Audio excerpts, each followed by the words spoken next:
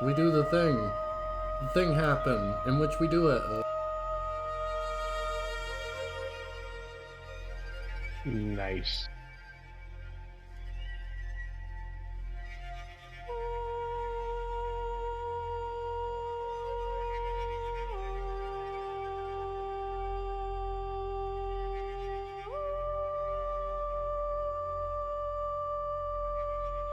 Jesus, that was a bit of an ordeal.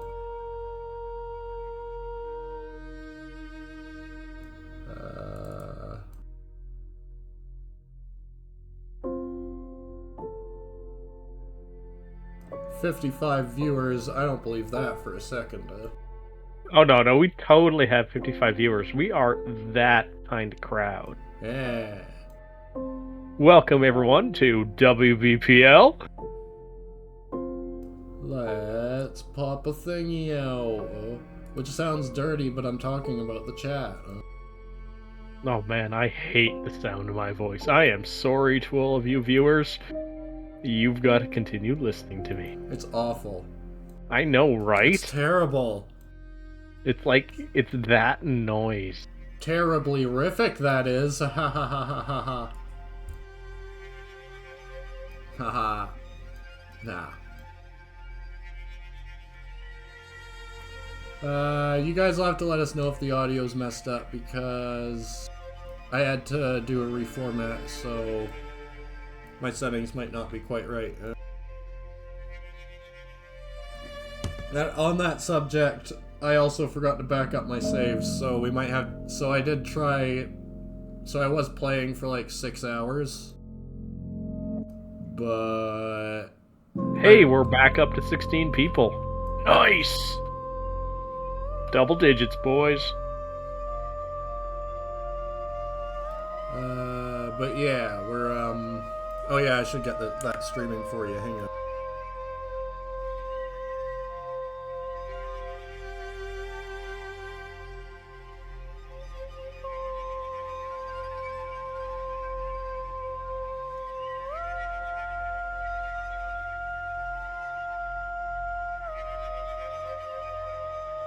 But yeah, I tried to get it back as close as possible. I think I've mostly done it.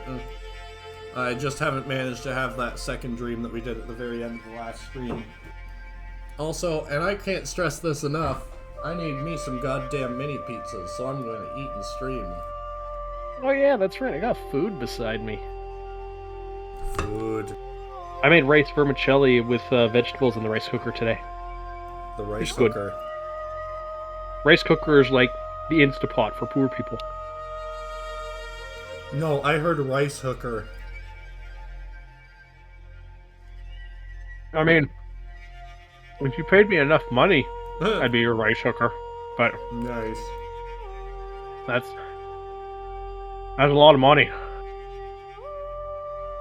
I know I'm on EI right now, but I value my time. Chat's quiet. Why do they do that?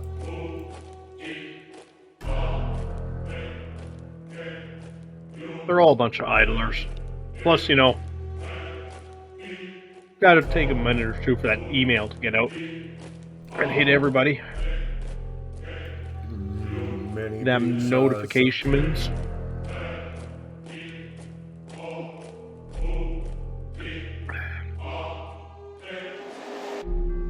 I also got us lots of fuel and some money.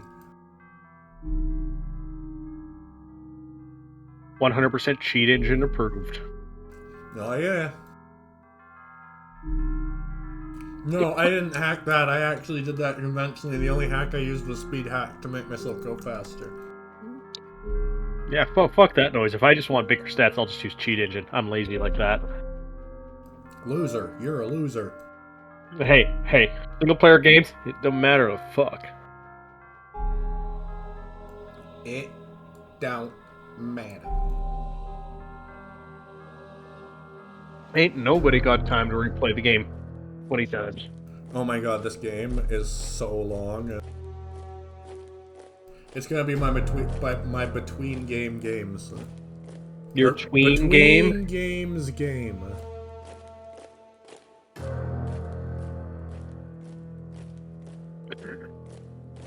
your tween on the side. That's not legal. Ew.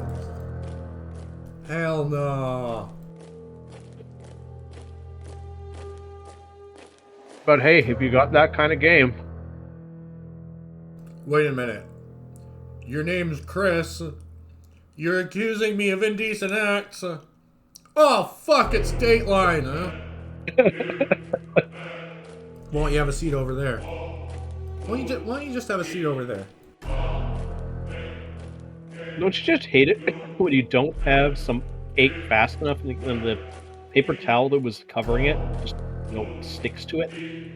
I don't know.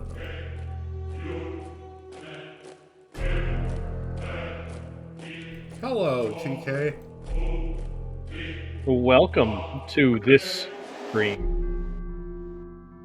You may not have been expecting this stream, but this stream was expecting you. Welcome again. And you as well, Nanomikman. One of these days I'll pronounce your username correctly. That is not today. The M is silent. I didn't say the M this time, but I kind of mangled the last two syllables there. Wait. Let me grab a different... Oh, no, wait. That might freak out. Let me try using a different pair of headphones and see if it doesn't freak out.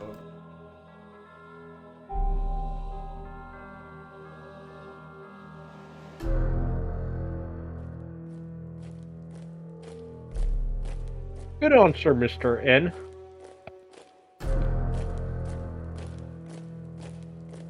Or is that Mr. M? Fellas, did it freak out? Can you hear me?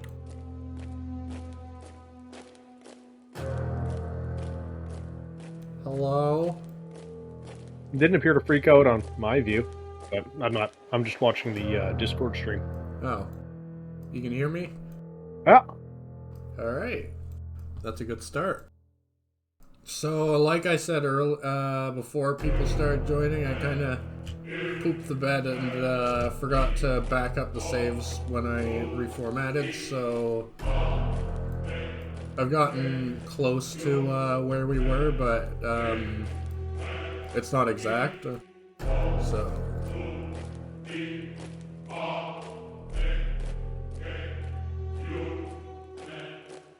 Hey, Riven. This cake is crunchy.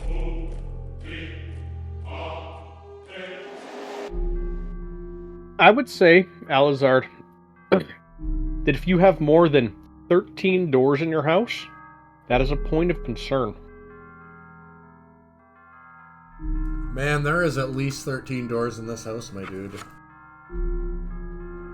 Like, my house only has 7, I think? 10 if you include the closets. Closets have doors. Yeah, but you can take those doors off. You can take the front door off if you want. Yeah, but it makes sense to take the closet door off. No, it doesn't. The monsters will get out. Hey, those are just misunderstood friends.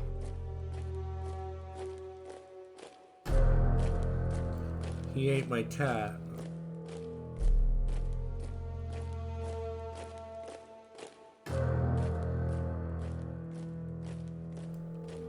Oh, hell no. If you count double doors, I don't know. Then it's irrelevant because all the doors in this house are double doors. Let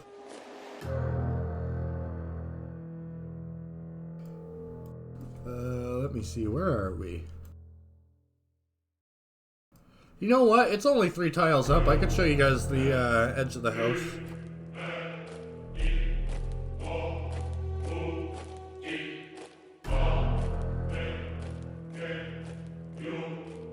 Alright, let's go on an expedition. Chris, read it while I eat pizza. I gotta stop eating my crunchy cake then. Sucks, bro. Okay. I know, but it's nice and chewy on the outside, inside and crunchy on the outside. Yeah. The Emperor has assigned a trio of patchwork soldiers to accompany you. A woman with the head of a rhinoceros, a man with human eyes above a dog's snout. and a hideous amalgamation of too many parts to name. Probably just like 13 pinky fingers across his face and cheek. Damn AI. They don't give their names, so you mentally nickname them Rhino, Dogface, and Stew. Get it? 500 years ago, Shimmer was in a metropolis, gurgles Steve through one of its many mouths. By the time the Emperor invaded, it was dying. Just a few thousand souls picking its way around an empty city built for millions. The wall of Shimmer's streets are covered in watching faces, some solemn, some silently shrieking. Their eyes follow you as you walk. It is said that you can talk to the city itself. If you reach its center, rumbles a rhino. How did so many of them die? No one really knows, says Stu. 6 of its eyes snivel to focus on you. The rest flit nervously to and fro. What's that called? Like sketchy-eyed or something. Some say plague, some say evil spirit, some say the government. Who was the Emperor before he came to the house? No one really knows, says Stu. That's an interesting question, says Stu. Some say that we are forbidden to speak of it, snaps Rhino. Stu quails from her and shuts all of its mouths. How did the Emperor take over Keimer? He came from another world, leading an army of disciples to find the secret of immortality, says Stu. Shimmer was easily taken. There were so few citizens left, they lacked a leader. After that, he marched to Harlequin. Harlequin did not submit so easily, says Rhino. It took 3 sieges. By that time, half the disciples were dead, and the Emperor was in need of new servants. This is why the first patchwork was manufactured in the grotesquerie. I'm gonna shut up and attempt to make my way to the city's center. Where's he gone? Asks Rhino suddenly. The dog-faced patchwork man is nowhere to be seen. The stone faces are whispering, urging you this way and that. The bronze bells toll. The streets twist and change beneath your feet. When you look back, you don't recognize the way you've came.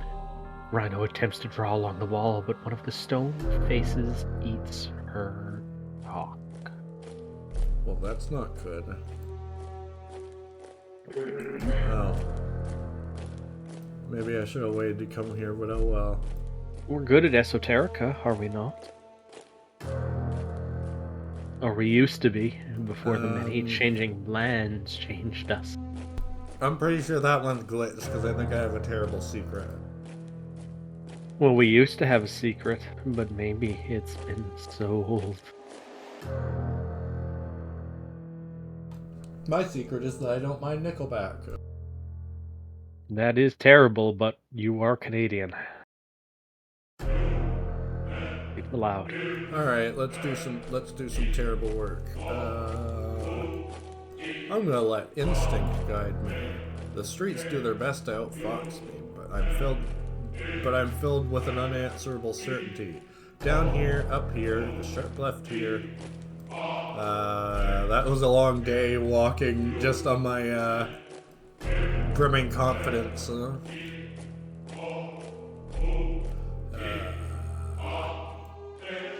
Keimer's full of traps. Ensure you avoid them. You keep a careful watch for traps, leaping over tripwires, stepping over stones that look like pressure plates, and ducking under any peculiar holes in the walls. You're struck by how few citizens actually live in Keimer. Occasionally you see shadows scampering across the rooftops, or glimmer-eyed watchers in the alleys, but most of the streets are empty, though not quiet, thanks to the incessant whispering of the faces in the walls.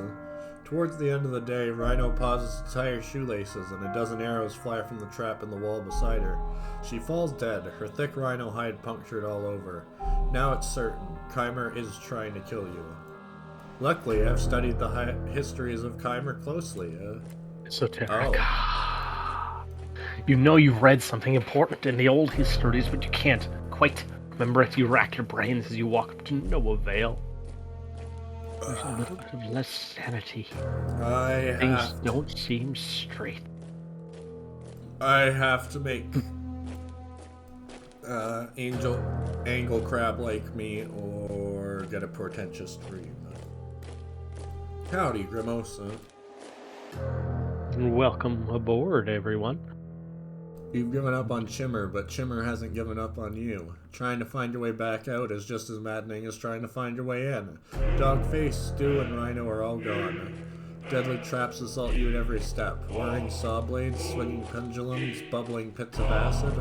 By the time you get back to the kinetipede, you're bleeding from a dozen shallow wounds, and you can hear the faces whispering even when you're alone. Ow. Remember, everyone, Shimer doesn't let go that easily. Let's go back in.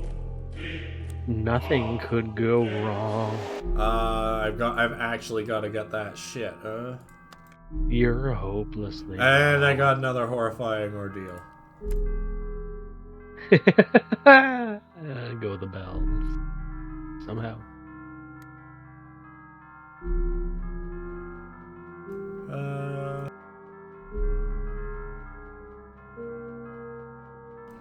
Yeah, let's go to Buzzard's Omen and then I'll show you guys the... Actually, I'll show you guys the northern wall now. Excuse me. So if no one can identify already, I am recovering from sickness. I apologize for the random blasts of coughs into your ears. But hey, I'm self-medicating with medication. Oh, good.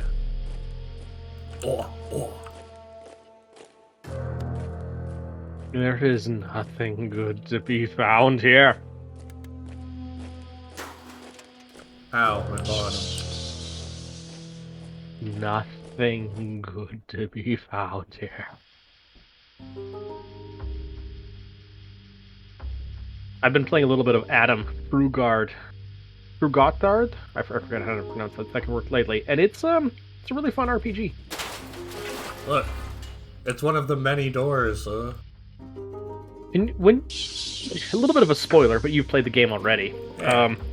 Can you open any door with a key, or is it only certain doors? Certain doors. Do you know which door ahead of time? I guess we have the fuel for a detour. Or is it like only specific doors with specific keys? Any openable door can be opened with any key.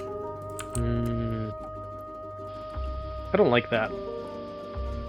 It's a magical house. What do you want from it, huh? Specific doors with specific keys. No.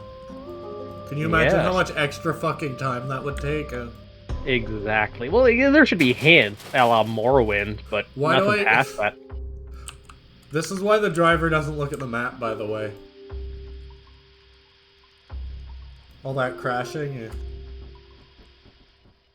He's the one who can't find a city if it's, literally right next door. That's not my fault. That's what's her face's. I'm sure it's fine. It's fine. Everything's fine. Just I'm not insane. You're insane. All right. Who wants to see what Banjo's up to? Do you remember your Banjo voice? Oh, hell no. Probably croaky and kind of raspy. Well, he's a ghoul and he's half dead, but he's fun, Okay, I can try that. Let me just right. gargle some water.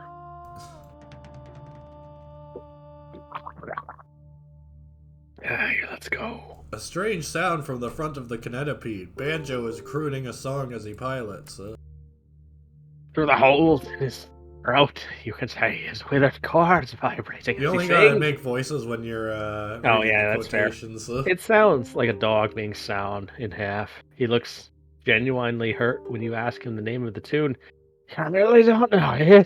Everyone loves that song back in the day. It was sung on street corners for pennies. Fine, sing me another. Banjo's lips are gone, so he's always grinning, but the remaining muscles twitch, his yellow smile even wider. Back in my days, I sung on stages up and down the cities. He tells you I was usually a warm-up, not the main attraction. Did a little bit of comedy too, got to keep the bastards laughing. He pauses. Tell you what, boss, can you do me a favor? Let me know if you pick up a bottle of that Clara rum. I used to have that stuff practically on a drip while I was alive, and I'd love to give it a try again. He bursts into another song. It continues to remind you of animal cruelty, but there's a real joy in the dead face that sings it.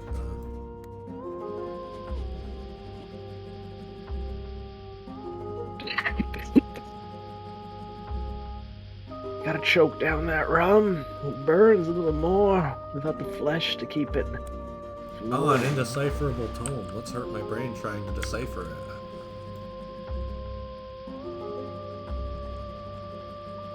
We're sightseeing. So anybody in chat have plans this upcoming tomorrow? The end of the year? Goodbye to COVID, ideally? God, I hope so. Hey, Digi.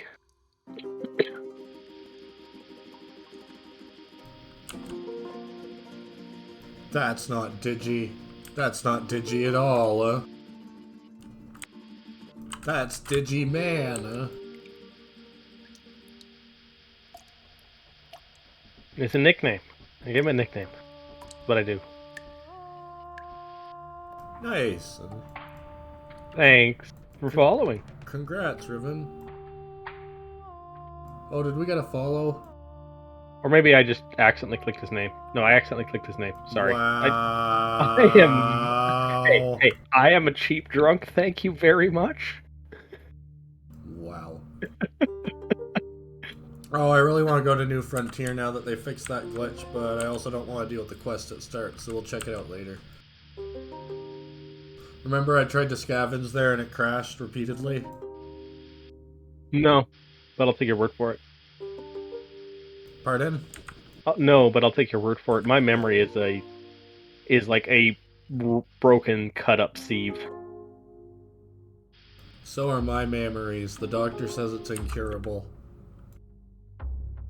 Yeah, you always take the right meds at the wrong time, and you get the fun side effects.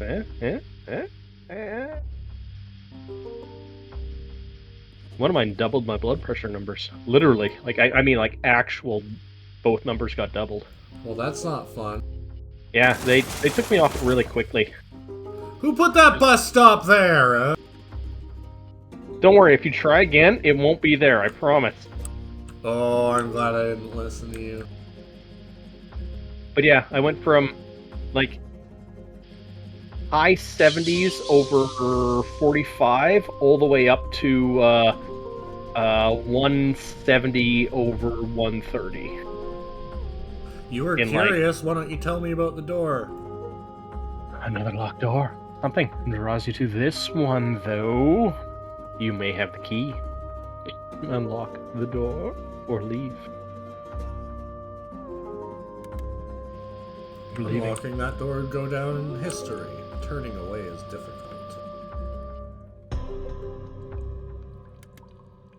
Yeah, let's steal their effigy from their godless church. Also, I should have let you read that. I'm sorry. It's fine. I think we've seen that one before. Yeah, I'm used to, I've been skipping stuff by muscle memory for all day. Confessions, just so you're aware, the blood pressure readings were taken while, effectively while I was still in bed, moments after waking up. Like, it was getting to the point where I was getting severe headaches from the blood pressure. Well, like you stop could see... that! No, I know, I stopped the med after like 3 days, but you could see my heartbeat on my forehead by my vein pulsing. It was, I had to stop it quick. Worst part was that I was less than the therapeutic dose, too. Do you make ladders? Not you, the guy who asked that question. Or, sorry. Oh, Confessions of a Ladder Maker? Yeah. Oh yeah, blinding hooch, baby. Riven? No, it was, early 2010s. It's Panachak, my favorite place in the entire house.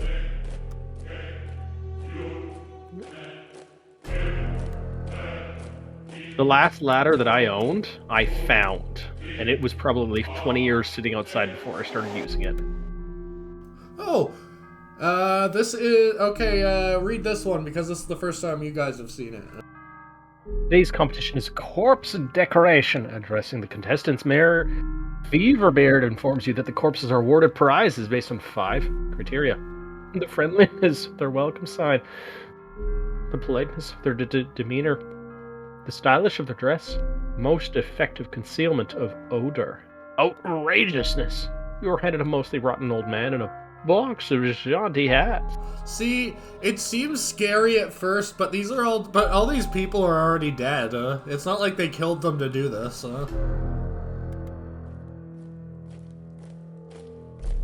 I fish out the most outrageous hat I can find and apply makeup to the old man's face. Don't apply too much mascara, the maggots will burst from his eyes, advises a fellow competitor. You nod. Perfumes and spices mask the scent. A fashionable scarf. What are you missing?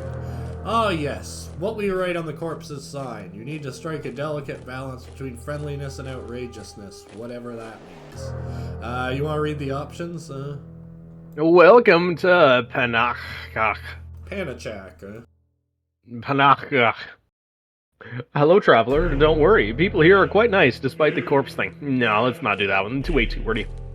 And just draw a smiley face. 7 out of 10 right there.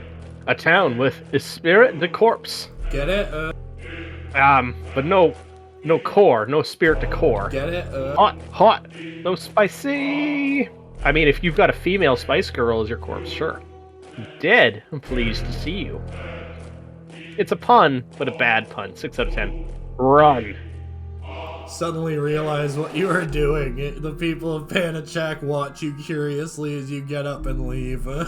Smiley face is my vote. Yeah. You step back to admire your handiwork. A decayed figure, skin ragged with decay, a stake fixing it upright. Smiley face reads the sign around its neck. Excellent corpse work all, booms Mayor Feverbird from his rusted podium. You're all winners, of course. Participation trophies all around, and you will all receive certificates. But I will award an extra special participant trophy to the best of the best. In the end, your corpse does not win a special prize. Well, the special prize is to only be a differently colored certificate. Still, a foreigner competing in the corpse decoration contest is a notable occurrence, and the people of Panachak seem to be spending longer in your company before running away. What's that smell? Couldn't be. Couldn't be. My corpse is at the back of the crowd, I mean, if your name's Herb, Digiman, that counts, but yeah. Because didn't you ever hear about KFC and their, 11 secret herbs and spices? I still say there's no way in hell the house could have taken so much oil that, quote, millions of people are dying everywhere in the Sveldalfari's homeworld.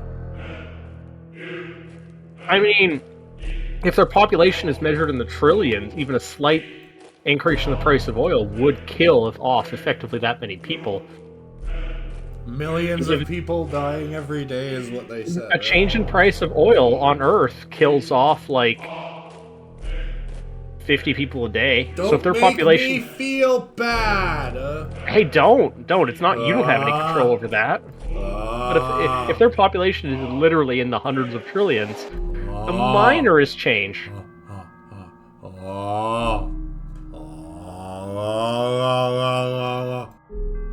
Alright, let's go exploring. We bought lots of... Have you tried to pump more oil? More oil. Oil? Oil. Oil? That good wet black stuff. Rope? Bombs?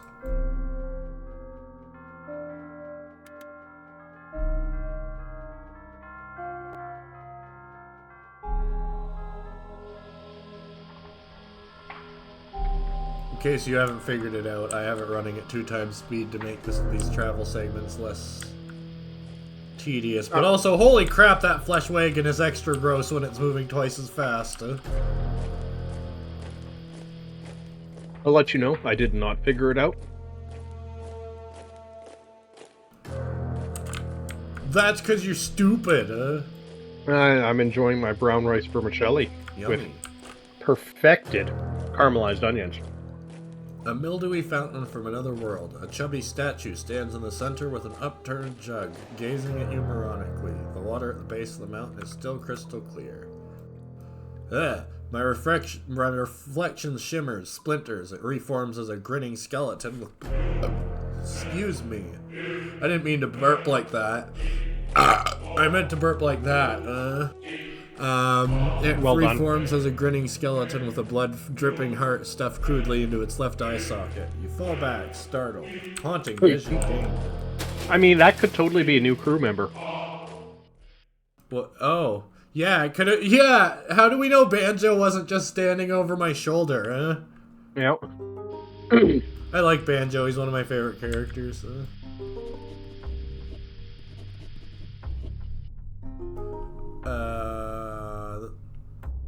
Oh, there's coins. You know what? I will donate 10. You toss several coins into the fountain, and your crew follows suit. They seem thoroughly cheered by the gesture. This is a company mandated donation. The donation goes to me, the company owner. Thank you very much. It's a donation for charity. The charity is oh dear. I need free booze this winter. That was bad. I kind of got a little stuck there. I'm sure it's fine. Let me make sure. What's the worst that could happen? Ooh, I am. Want to go treasure hunting with me, guys?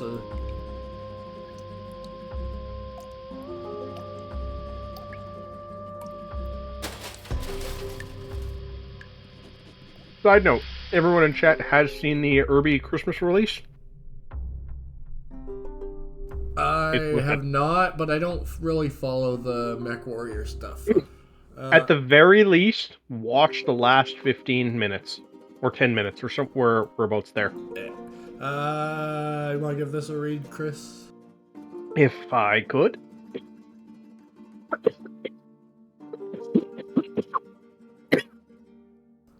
Second. What the fuck is going on over there? Are you okay? I'm doing a lot better than I was last week. I'm hearing clicking and stuff. Well, that's my coughing. Much like your own, lurches up alongside you. A desperate-looking man climbs up from the hatches and waves. He's a merchant, and his train was hit by bandits. They took all his goods and all his money, but more importantly, they took most of his fuel. We're down to just the last handfuls of coal, he explains. Not enough to get us home, even if we turned off our heart. Please help us. He's not even going to offer to pay you. Blech. I don't think he can. You know what? Let's be good people. He sags in relief. Thank you, he says, and he won't stop saying it. He almost weeps, and he tells you he wishes there was something he could give you, something the bandits hadn't stolen, but there isn't. Sometimes a good deed goes unrewarded. After he returns to his own Canetpede, you hear a ragged cheer from his crew. He could have given you his heart light. Oh, wow. You wonder how many lives you saved. Inside the cottage, you find an interesting tableau. Candle stubs, a faded chalk pentagram, a dozen oddly shaped skulls, a jar of newts. It looks like a ritual was conducted here long ago. Perhaps some unlucky fools summoned themselves to the house by accident. We've never seen that before. Yep. And we'll never see it again, right? Totally. Ooh, look, it's the treasure house. It's the treasure place. Tell us about the treasure place, Chris. Chris, tell us about the treasure place. Right, we're known for eating. It's slop. This unlucky world elsewhere has discovered the house's potential. As a consequence-free, interdimensional garbage dump. This room is a 10-mile-high mountain of rot and plastic and leaking barrels. Let's find some treasure.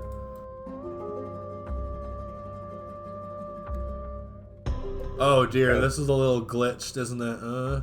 You overturn piles of garbage and dig beneath the metal wrecks and filth. You travel through otherworldly rubbish until your face is black with dirt and your fingers red with rust. Alright, I gotta get Obviously, you need to go south. For the mod. Obviously, you need to go south. There's a lot of mushrooms in these trash dumps, right? No, that's, hang on. See? Oh my god, I can go south twice, Go double south. Yeah, that's how running was invented. A guy tried to go south twice accidentally, and he got there twice as fast, I mean, the card game escape room that I did last night required us to follow a path that went north, east, east, west, east, west, west, east, west. Oh dear, what the fuck am I... Oh no, look, it's doing shit! I'm sure that this is a perfectly normal...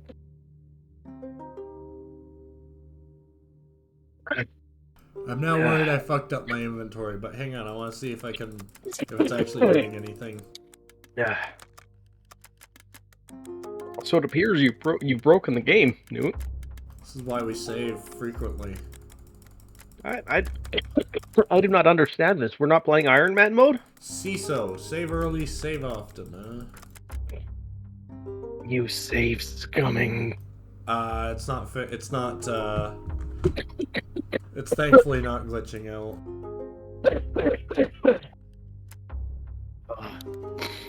South, I say. South. South. South.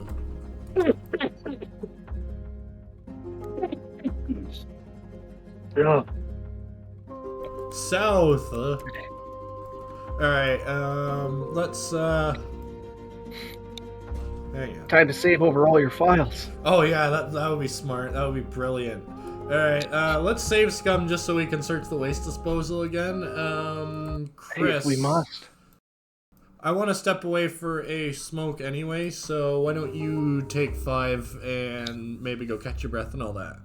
No, I'm good. I'm good. It's just my throat is on fire. Alright, we'll go gargle some salt water then. Take 5 minutes. If I'm... I'll see you soon, chat. Alright. We'll be back in a few minutes, folks.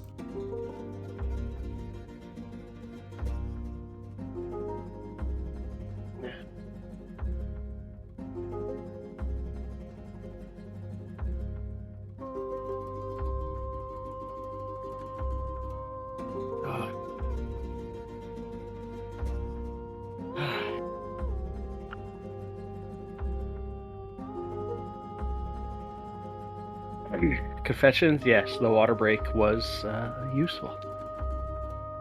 Wow, my eyes teared up.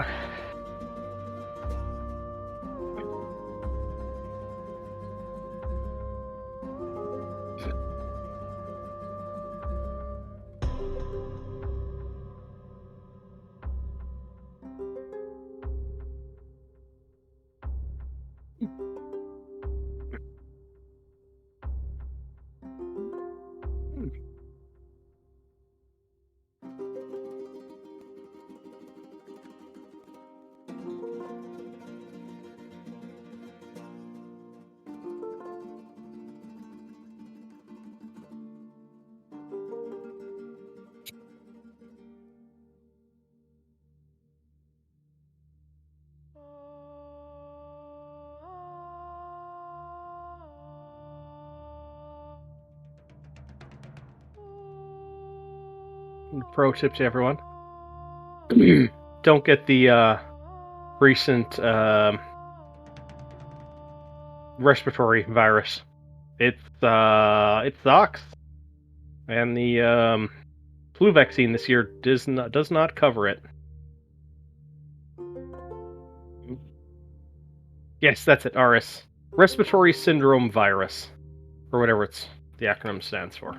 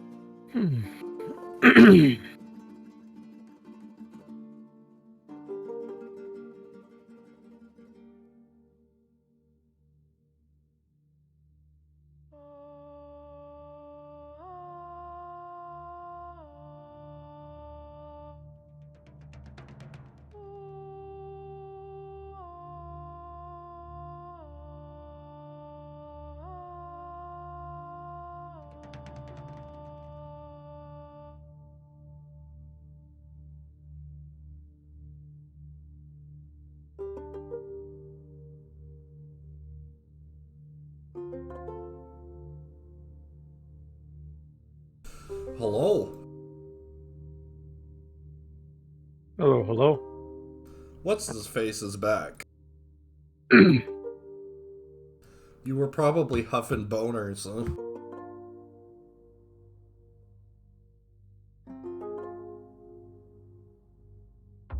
That's a negative, Ghost Rider. Who redeems a water break when people have literally left for a water break?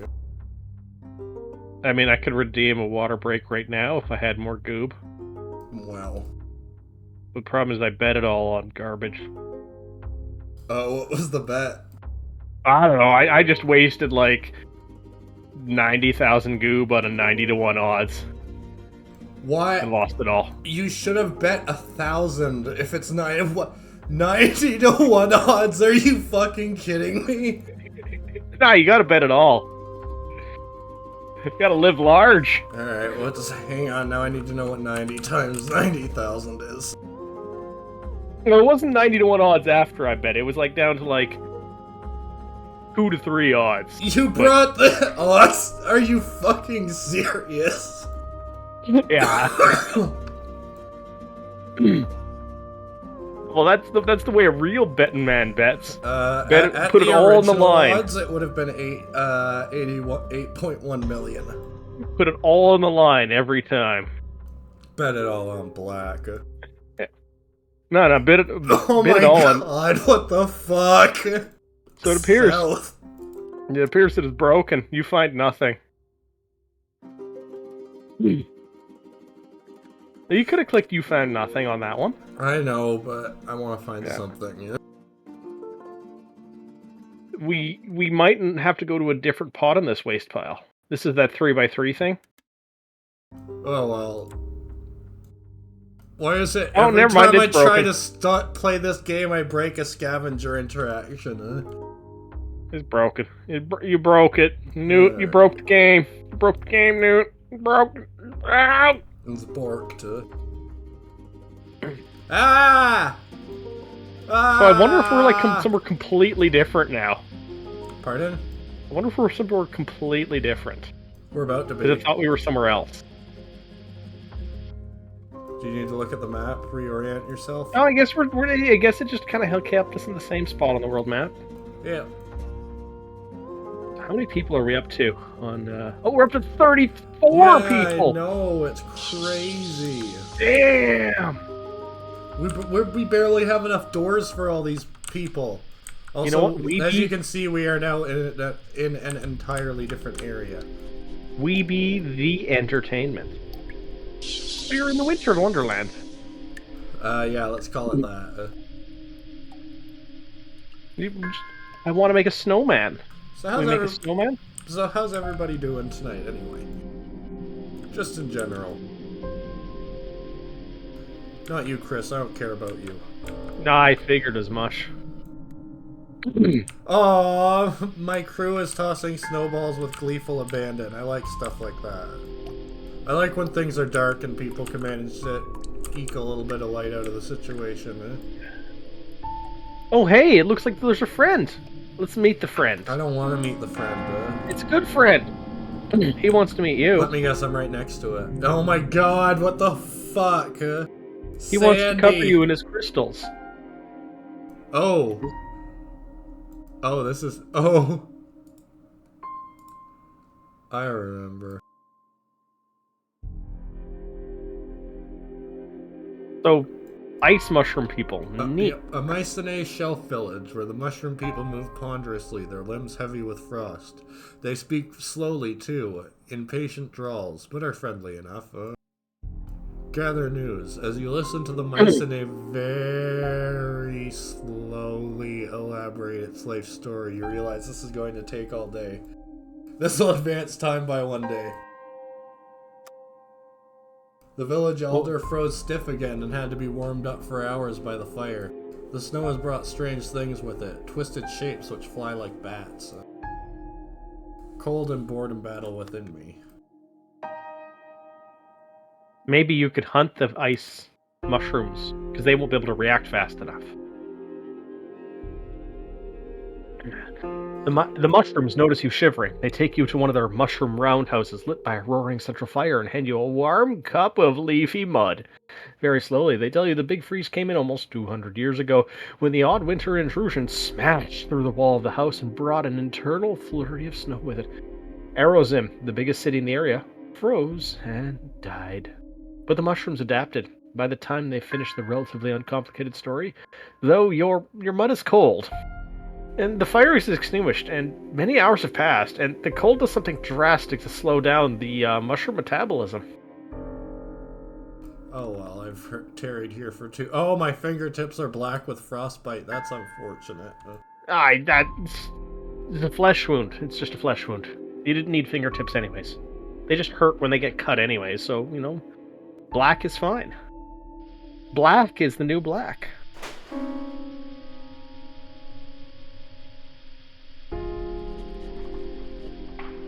Oh nice, I can dream of trees again. Let's power through this.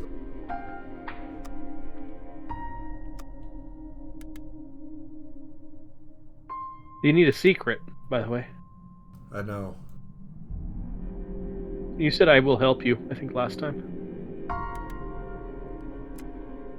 That's my dream that I needed. The reason I skipped through that is because it was on the last stream. Oh, there's an arch. Oh dear. A floating cluster of ice crystals. Esoteric machinery whirring within, piloted by blue-skinned, eye-wearing frost giants. Thank you for entering Oddwinter, buzzes your radio cheerfully. We are flattered by your interest. Unfortunately, Oddwinter is currently closed to the denizens of the house for the foreseeable future, and for the convenience of our otherworldly clients, we will need to murder you horribly. Have a nice but truncated day. Oh. Flee. The heartlight has been doused and you're dripped into this much that's the same thing as always. So.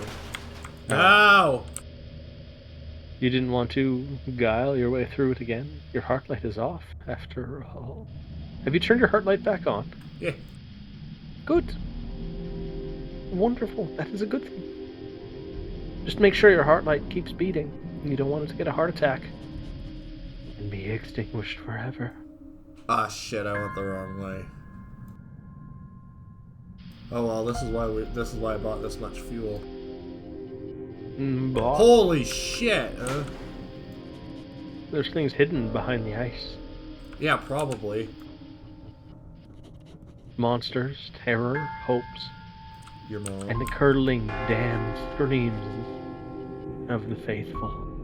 Oh my! Oh, she was 1.5 squares away this time. Wow. Ow. Aw, Richie killed himself. Richie! Richie! Shame. That's what happens to those who follow us. They die. Burial in the dark, as it were. Now, as an example of my ventriloquism, my dummy will read this while I drink this beer. Ice kept the dead sit in the huddled masses. They die together, sharing their dwindling warmth. The towers have collapsed under the crushing weight of snow. This was once a proud city, once, before the odd winter intrusion let the snow in. Oh well, let's scavenge. I popped my collar. How many treasures are buried here under the snow and the ice? Your crew march into the white mist and shovels at the ready, moaning bitterly about the cold. After several hours of digging, Jonah Hall finds something, a collapsed wall, a door frame, a bookshelf encased in ice. You found a penny dreadful. Nice. Free books.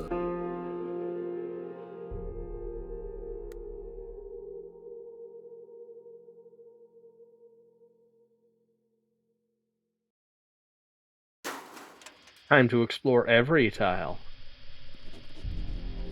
All of them. I just happen to be heading north, just in the efficient way I'm exploring.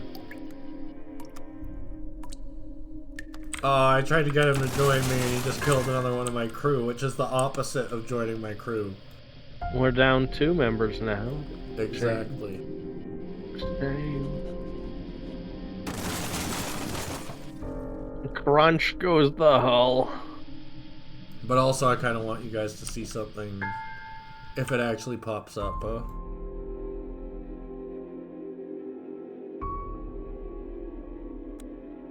Oh, okay, yes, start reading it. The village elder is holding a morale moot in the town hall, discussing how to shore up the shelf before it falls. There have been cracks appearing in the ice. Apparently the shelf fungus beneath is rotted. You sit in the back and listen for a while, but the debate takes an interminably long time. In my opinion, begins a frost-covered mushroom in the second row. Oh, God. I'm going to stay as long as I can. It's an important debate. The mushroom drones on the shelf? Yeah. Be supported by Amber. Begins one of them, the 2-headed mushroom with icicles hanging from both its caps. By this time, at least 24 hours have passed. You sit fidgeting in the back and stare at your watch. Why are you still here? Stay and listen. This is torture. On the contrary, Timber is not wrong enough to hold the weight of... This is ghastly. You could be out exploring. What are you doing? What are you trying to prove? I stay and listen, though my clothes are starting to smell, Iron strut would make a far better material. You're well into the 3rd day. The mushroom shows no sign of stopping, nor of speeding up. Your bottom has actually frozen to your seat. I'm gonna stay and listen. I've started gnawing on the mushroom next to me for sustenance, though it doesn't seem to notice.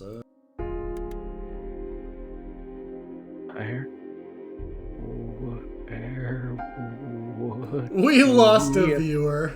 Acquire iron. No. Timber is the only option. Day 4. Still no signs of resolution. Hunger howls in your belly like a wolf. You can leave at any time. Your crew probably considers you lost. A lesser man would run screaming from the hall, but I've become one with my chair, so I'm gonna stay and listen. Timber will not work. Perhaps if we ask the ice giant. Your fingers are frozen together, mitt-like. Your feet are frozen to the floor, statue-like. Your face is frozen in a rictus of anguish. Is this how you die? No, you've already died. This is how you experience your hell. Stay and listen. One of the mushrooms pulls out a slideshow. Oh gods. Gods no. Have mercy. The I do not make me laugh.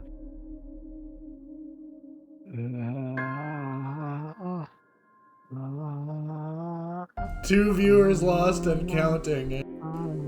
But you guys are made of sterner stuff, aren't you? Those of you You have remaining. gained nothing from this so far, and you will continue to gain nothing from this. Why do you persist? What drives you to stay in that chair? Slowly transforming into a human icicle. At this point, even the mushrooms are getting bored, yet you sit there, stubbornly ridiculous.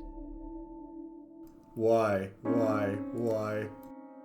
We should consider the shelf is still. Abruptly, the floor of the entire town hall gives way. The elders, the speakers, half the audience, all of them go spinning, screaming into the empty, whirling snow. Part of the shelf has collapsed. The surviving mushrooms blunder around in a panic, but a very slow panic. You jump up in shock, shaking the ice from your aching limbs. Possibly you too have become partially mushroom from how dead and rotten you are. The chair stands at the edge of a sheer cliff. For the entire week you were sitting mere inches away from your doom. It cost us 3 viewers, but it was worth it. Also, your crew probably thought you died. They were cowards, though. We're and better honestly, off without them. They were. Please, the viewers please save after that. I think I did. I just won't repeat it. I did that exclusively for you guys. I knew how much you would love it. And this is what all our viewers pay for. This is for the eye breaks. Hey, no, the eye breaks are a good thing. Use your eye breaks. They exclusively use them to torture Maverick in combat in Resident Evil. Yes, and I've done the same. Your point? That is a perfectly cromulent use of eye breaks and stretching and, a water break and you were big into it. Oh god, you're not gonna fun stuff. You gonna do some push-ups? I mean, I might be able to if someone does desire. Oh, a posture check. Oh, I'll do the posture check. You do the push-ups. No, I need the posture check just to crack my back. Now do 5 push-ups. That's a posture. I have checked. I've seen my posture. It is posture-like. I don't think he's gonna do the push-ups, guys. No, I'm leaning down. Oh. Holy shit! She actually found some. She found 2. She gave me a 2-for-1. Yeah, I will admit I am not doing clapping push-ups. I am slightly too inebriated to do clapping push-ups. You can do clapping push-ups at any level of. Oh yeah. You can do them sober. Oh yeah. And 4 and 5. Man, do I need to clean dust down on that corner. Signal station null. A haphazard tower of revolving metal dishes and antennae, swaying and creaking in the blizzard.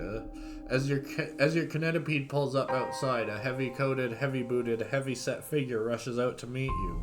Visitors, quick, come in. We have cocoa and hot baths and television. But of course you don't know what television is yet, do you? Oh, you simply must come in,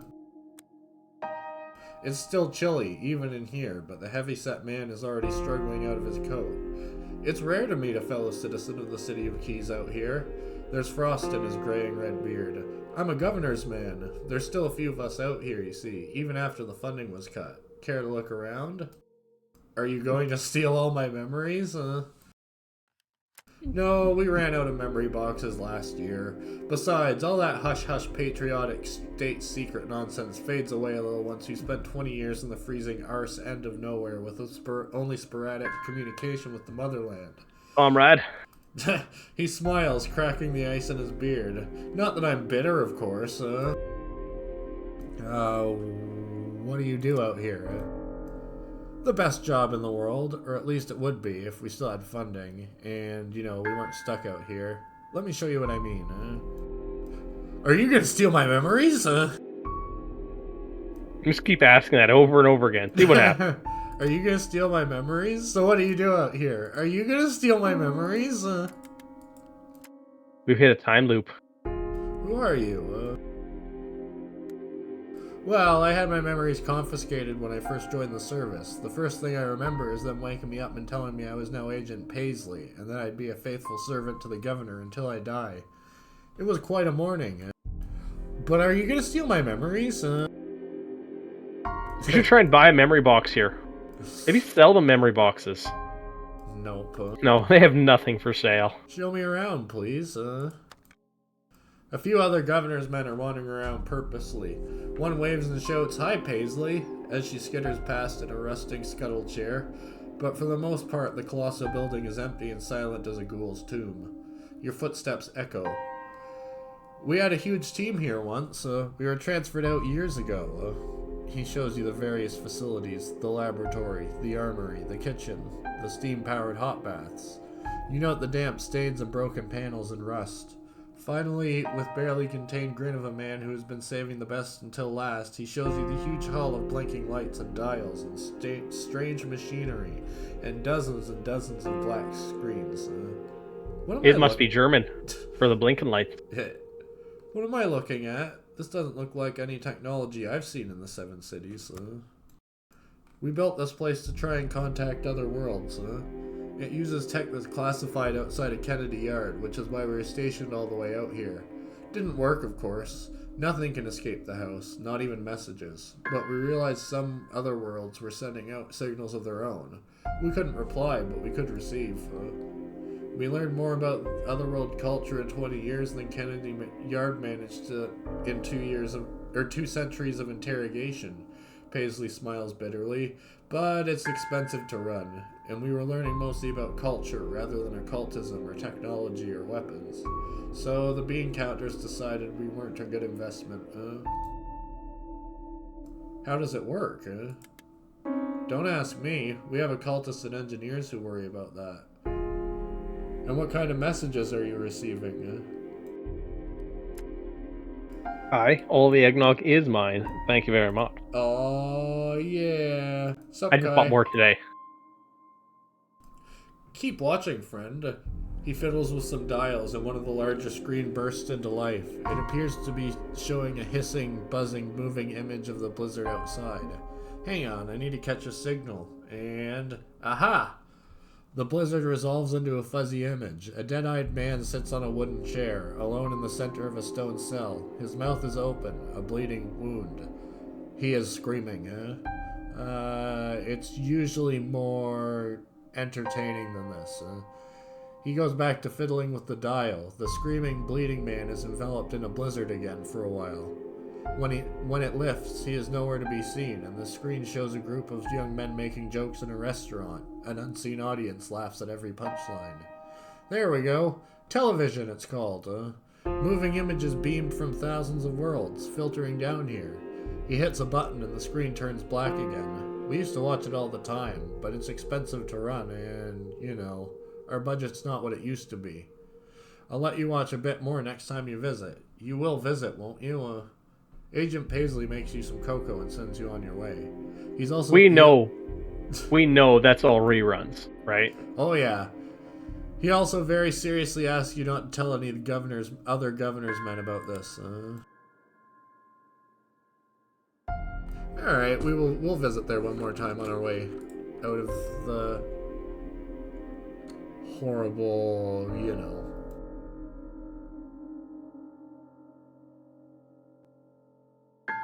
Yeah, no. Blizzard place. Well. Why can't you get to the point where you just kill every icicle? Oh, I will eventually. When's eventually? Eventually. There is nothing good to be found here. Nothing of value was found or lost.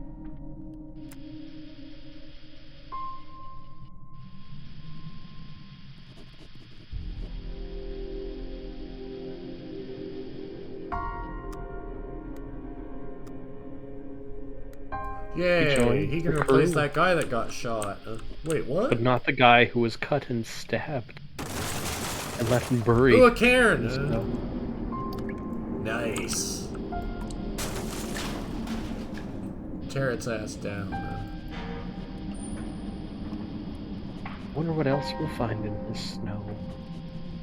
Forgotten tomb, a horror beyond the ages of man, or perhaps just the corpses of all the damned and the lost, frozen in rictuses of pain beneath the ice. Want to meet a goddess?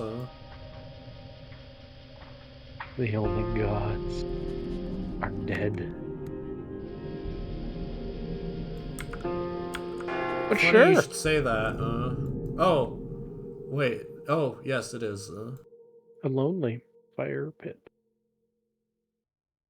A skeleton sits rocking in a rocking chair beside a lonely fire pit. She is knitting something black. Are those needles clacking, or her bony fingers? Do we want to speak to Nanny Bones and pray she does not look up from her needlework? Absolutely. Round and round we go, dearie. I have spoken to you before. I hope I won't speak to you again. She resumes her knitting. Wow. The skeleton sits there. Useful information. Don't worry about it. It was just a small little... It was a sliver of death. A light death. Loop. Hang on.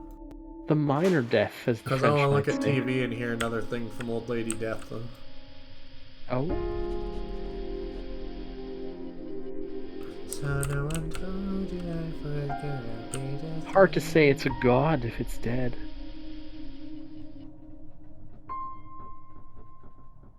Yeah, free effigy,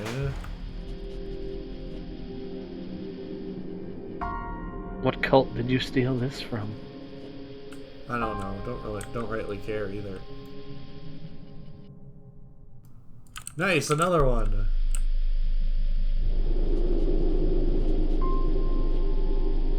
Have you considered not being faster than most of the things out there? Nah. Ow. Ow. Another one. Remember, if you try, you will make it. Unless you don't. But hey, the heart is good and beating strong and cold. What's on TV today? No, I didn't. I went somewhere else first. Tell me about the odd winter intrusion. A spike of ice hundreds of miles long is slammed through the wall of this room and buried in the floor and rubble. Through the hole, you can only see the darkness and burning snow. Blue-skinned figures, each as tall as a church, wade through the snowdrifts and clamber over cliffs of ice. Most are wearing black suits and white ties. Some are carrying clipboards. Let's gather some news. A low-level employee has committed suicide, apparently due to missing his family. Oddwinter issued a stern warning that suicide is a sackable offense. Let's go to the intrusion. As you approach, a section of the wall in the ice spike slides aside. A creak, hiss of compressed air. You walk through into the reception, which somehow contrives to be even colder than the air outside. The walls are bedecked in inspirational posters. The blue-skinned, white-haired receptionist, who is approximately 12 feet tall and throbbing with muscle, looks up from his book. His scowl melts instantly into a smile. Ah, a human. Are you here about the job posting? Yes. Fresh meat. Go on up ahead. The ice giant clicks a button behind his desk and a door slides open in the ice nearby. The CEO is on the 98th floor. Mind your manners. He consumed, ate, if you will, the last intern who forgot to bow. Sure, let's go up. You'll need to take the stairs. The elevator rumbles for a time, then reaches its destination with a merry ding. When you step outside, you find yourself teetering on the edge of a pit at least a mile deep. And looming up through the pit, shaggy white-haired head almost scraping the ceiling, his wide belly scraping the walls. Oddwinter himself. The CEO. An ice titan so colossal he could lift your centipede between his fingers and pop you like a blister. You're standing directly at eye level. His eyes are as big as swimming pools. Ah, a human. Oddwinter's voice is a peal of thunder, the collapse of a mountainside. Glad marketing finally justified their budget. When can you begin? I don't actually know why I'm here. But I can begin immediately. Someone in marketing is going to have to be devoured, says Oddwinter. Like the frost form on his pupil. Let me explain. Oddwinter Incorporated has traveled a great distance to get here. We believe the house is abundant in resources that we can strip and sell to 1,000 other worlds once we find an exit, which we will. His eyebrows furrow, making an intersection of two fur-covered streets. Eventually. In the meantime, there is one resource we wish to acquire above all others. The secret to true immortality. Our analysts assure us it is nearby. What do you mean by true immortality? Even gods can be killed. The CEO shifts slightly, as though trying to get comfortable in its pit. A true immortal can die only by their own hand. So why do you need a human, huh? Because these locations are in cities full of humans. The CEO sighs, a winter gale. We would just kill you all, but we are proud to be an ethical and sustainable corporation. Our motto is, we avoid genocide when we can. Okay. Where do I have to go? We have identified 4 locations, though you need only survey 3. The buried city beneath the Arathos, the crashed vessel in Founder's Fire, the maze in Phobetor Quinn, and the oil platform in Panax. Don't record what you find, you will be rewarded. The CEO pauses, ice forms across his face, cracks, reforms. Just tell us what you find. Let us worry about retrieving the secret. If you find it, take it for yourself, and there will be consequences for your entire species. My lawyer. My lawyer Yeah, will speak to you now, booms the CEO. I must return to the... His voice dies away. A lawyer appears at your shoulder, 20 feet tall, emaciated, her face a mournful skull drape and paper-thin azure skin. Let me go to my office and leave the CEO to his nap time, he says in a voice like honey. I will need you to sign an 870-page contract, a non-disclosure agreement, a non-disclosure agreement about the non-disclosure agreement, and a liability release form.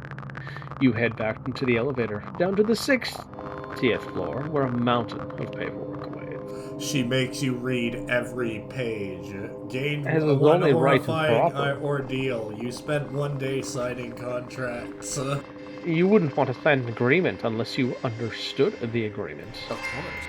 That opens us both up to liabilities, you see. Will you keep the immortality for yourself, or will you share it with this benign CEO who only has the best interest Alright, in let's go heart? visit Old Lady Death, though.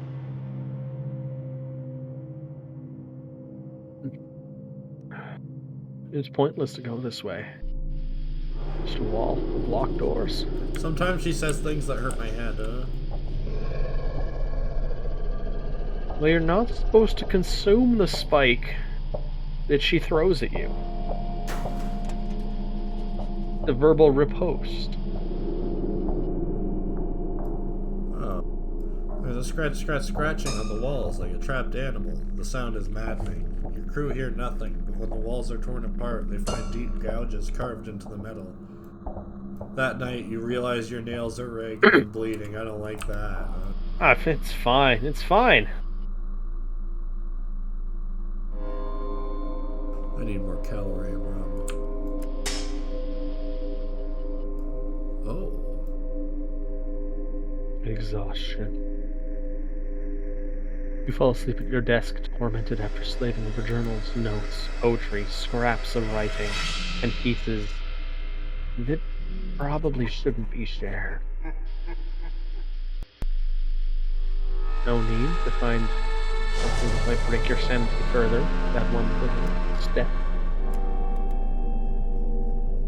The visitant falls dead.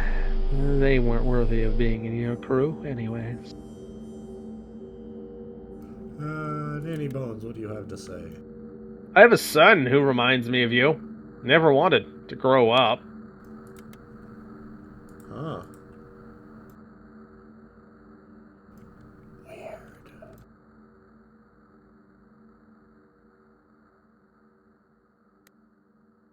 Alright, we're gonna watch TV, and then we'll join the clocks, and then I think we'll take another 5-minute break.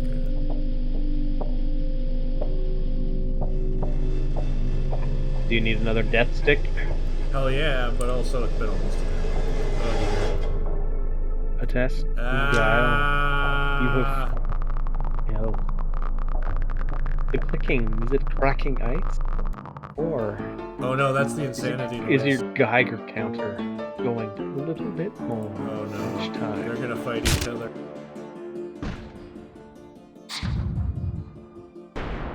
Hey, they've boarded you. No, sure I don't think they boarded me. I think that was my guys going crazy and fighting each other. I mean, same thing, right? Yeah. Ooh, a cairn.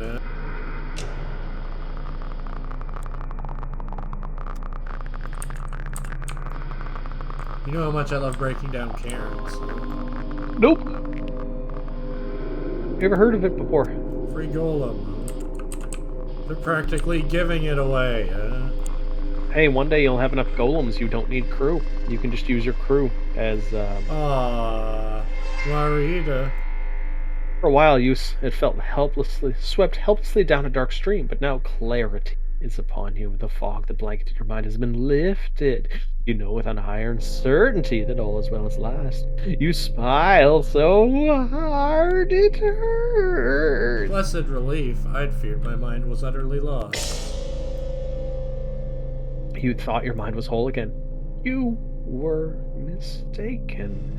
You have no memory of this fire, of how it started, of how long it had raged. You stare at the conflagration of slowly crystallizing consciousness of someone awaking from an eon of sleep. How did you not notice that inferno till now? How did you have been doing for the last few days? You have no memory at all.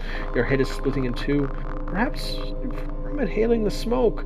With the help of the crew, you managed to douse the flames, but the worst of the damage is done. Your hands. I need to wash my hands. They stink of kerosene. Well, better than stinking of coal. Like, what could have happened? You could have burned half of your fuel. Of course.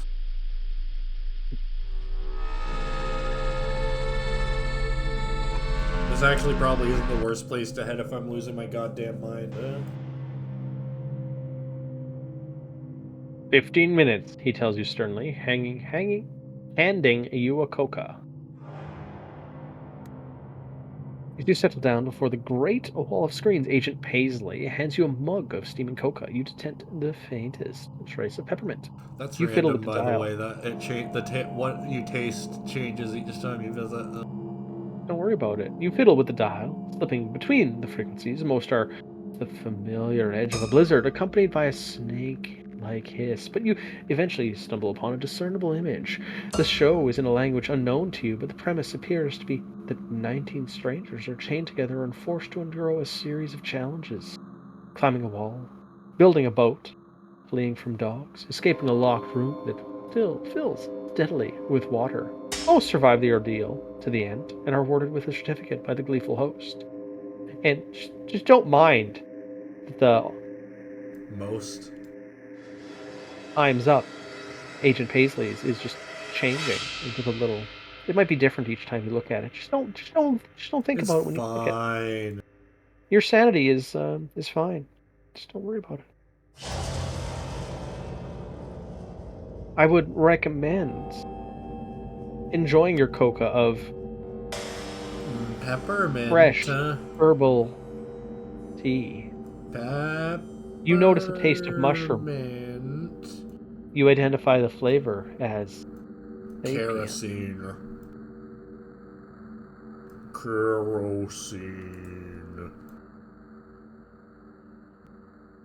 Yes. To be fair, my favorite direction is north. If I ever don't know which way to go, I always go north. This is often a problem when I'm hiking in Nunavut and want to go towards civilization. I mean, I lived in bush country. In, like, northern Saskatchewan. No, but the joke is that north would compound the problem, huh? I mean, it usually does. Like, I have accidentally cycled 200 kilometers Alright, off. who stole the bazaar effigy? The one in my cargo's missing. One of your crew was certainly responsible, but a search of everyone's quarters turns up nothing. Why would anyone steal such a thing? There are surely more valuable items. That night it squats in my dreams. Dream happenings proceed around it as though it weren't there. Why do you remember its face with such uncanny clarity? It was your face the whole time, wasn't it? Oh dear. But yeah, no, I have gone on cycling trips where on a 300-kilometer trip I've ended up 150 kilometers off course because I've gone north. Because I wasn't sure. Well, don't do that! This was before phones and GPS, though. Well, cell phones, that is. So you just go. And, like, when you make it, you make it. Worst that happens is that you break down on your bicycle. Like me when I got a shit, but I'm in a Walmart. I just go, huh? And then you're alone. And then you wait. And nobody comes to help for hours. Man, don't you hate when you're waiting in the changing room for hours because nobody comes in to help you wipe, huh? No, I have had the experience of waiting on the #1 highway for like 8 hours and no one would stop and render assistance.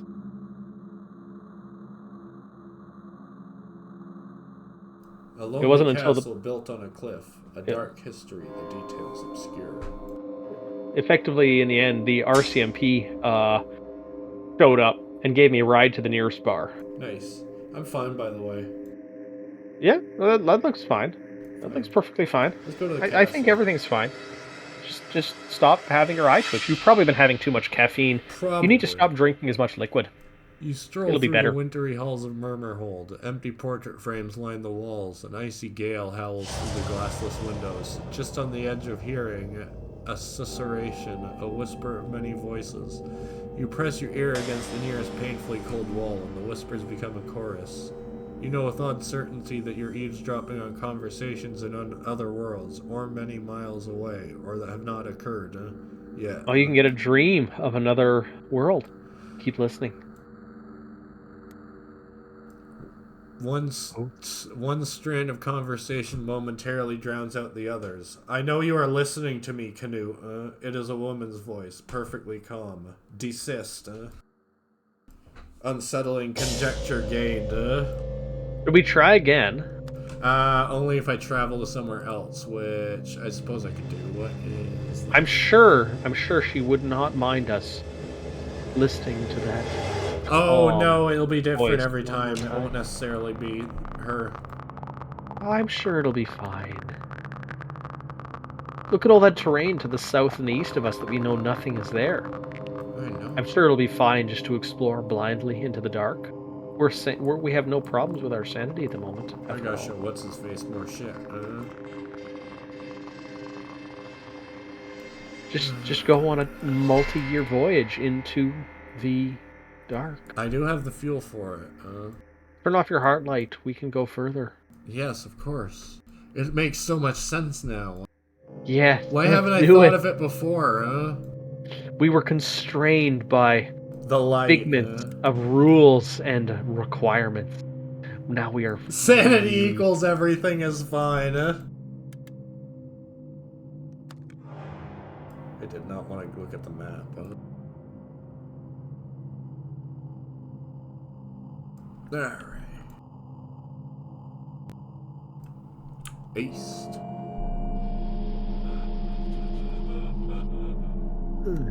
Yeah, cryptographic tablet. This game would, out of context, out of character, this game would be kind of cool. You are desperately glad. You are losing it, Canute. This game would be interesting if you clicked something while it was freaking out at you, just at that exact moment. Happened, yeah, if it was slightly different. An apple. Hey, we gained a mind-shattering disruption. A blood-red god squatting over a hungering void, its dripping entrails devoured by entropy. You awake from your visions feeling as though your mind has been torn in two. You no longer remember half of who you are, and when you speak, only half the words will come. You are beset by seizures and fright. God damn it, I must have caught pizza sickness from Tom. I should probably stop being crazy soon, huh?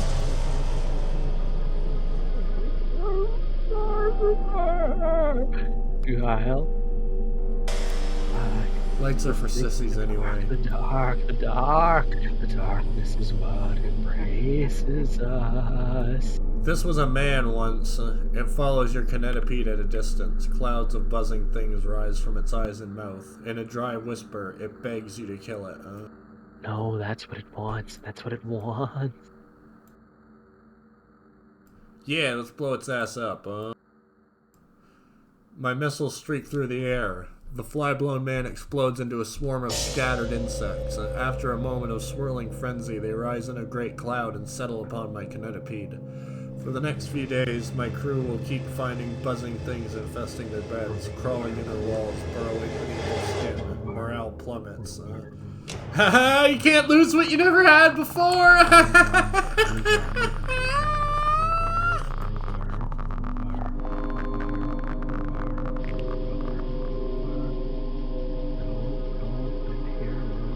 Everything's fine, boys!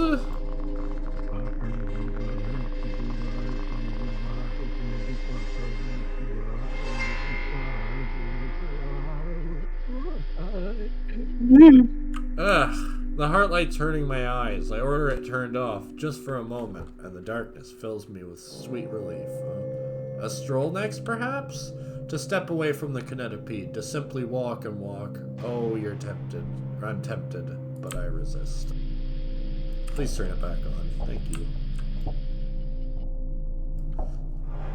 It looks at first glance like a hooded ghost, floating silvery in the distance, but as it drifts closer, you realize it's composed of 100,000 glinting needles moving in eerie tandem. Oh well, it worked out great last time. It's just misunderstood. Before the missile hits, the wraith disassembles itself abruptly. 1,000 needles swimming in opposite directions and vanishing into the dark. The missile sails harmlessly through thin air and blows a crater in a distant wall. Over the next few days, my crew find needles waiting for them beneath their pillows and their food, standing upright on their bedroom floor, just waiting for a foot to descend. Lovely needles. Perhaps they are even made of bone. Yeah. What do you want? They aren't just bandits, the captain explains. They're just patrol the area, protecting fellow travelers with artillery and guns. It's only fair, she explains, you pay us a bit of a tax for safety. Don't refuse, because you're not a bandit, are you? Are you? Bye. That's what's in his house, huh? And you sneak away like a bandit. The Cathedral of Stolen Gods. Its spire scrapes the ceiling. Its stained glass windows depict slaughter and triumph. Every arch, every buttress, every gable and gallery is groaning under dozens of symbols or instruments of war. Spikes, cannons, human skulls. The cathedral rests not on foundations, but on caterpillar treads, each a mile in length. Atop a sagging spire flutters a defiant black banner, the skull uncrossed. Rosiers. Double doors! Inside, the cathedral is a riot of different religious iconography. 3 dozen sacred shrouds and a scroll hangs from the walls, some still lightly charred from the raids in which they were stolen. Every available inch of space is carved with a different holy symbol. The pirate priests march back and forth across an echoing marble, their boots clumping, their chainmail robes dragging on the floor. One of them loudly demands a mead, and the colored slave hurries to fetch it for him. Another attempts to deliver a sermon, but the rest roar curses at him until he shuts. Let's visit the Omnipope.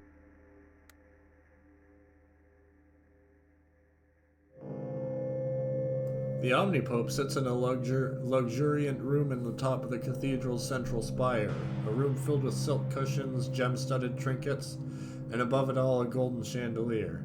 He's a vastly obese man, the size and shape of an overstuffed sofa, with a braided beard that reaches his ankles. His eyes are hidden behind garishly colorful stained glass spectacles. He is puffing something from a long wooden pipe. The unmistakable fog of god smoke fills the air. How may I help you, child? Asked the Omnipope, his voice slurred.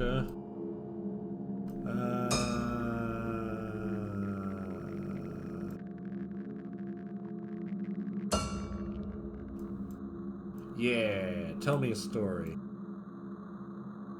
A new light comes into the Omnipope's eyes. With great satisfaction, he tells you stories of the old days, back before the cathedral's engine broke down. He paints a picture of all his most brutal conquests. Villages burned to the ground, holy books ripped from their lecterns, enemy priests forced to blaspheme and then burned alive if they refuse. The Omnipope sinks back into his cushions, calling for wine. You're obviously dismissed. Inside, the cathedral is a riot of Oh, you've already read that. Yeah. Before I leave, the pirate priests offer me a gift. The crate sits outside your canopy. Sitting atop it is a curly-haired man with the number 12 tattooed on his forehead in bold block lettering. Compliments of the Omnipope, he says, leaping down from the perch. Don't open it until you're out of here. And cheers. What is it?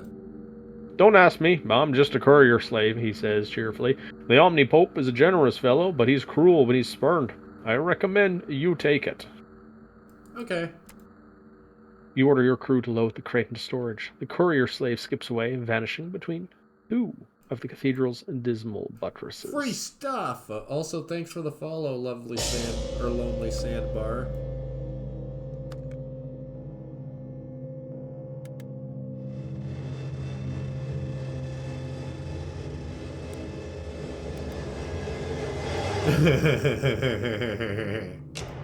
Maybe open the gift. The gift. Before I leave the town, you mean, huh? Yes. I'm sure it's fine. I'm sure it's not full of monsters that will consume every living creature. I want to see if it's different if you open it in the town, huh? Air. I need air. As you pull up the lid, a skinny hand shoots up and grabs the crate's edge. A red-haired woman climbs out, wearing a bedraggled set of red.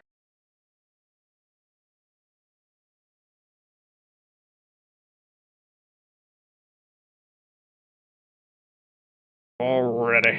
So this was never a gift from the Omnipope.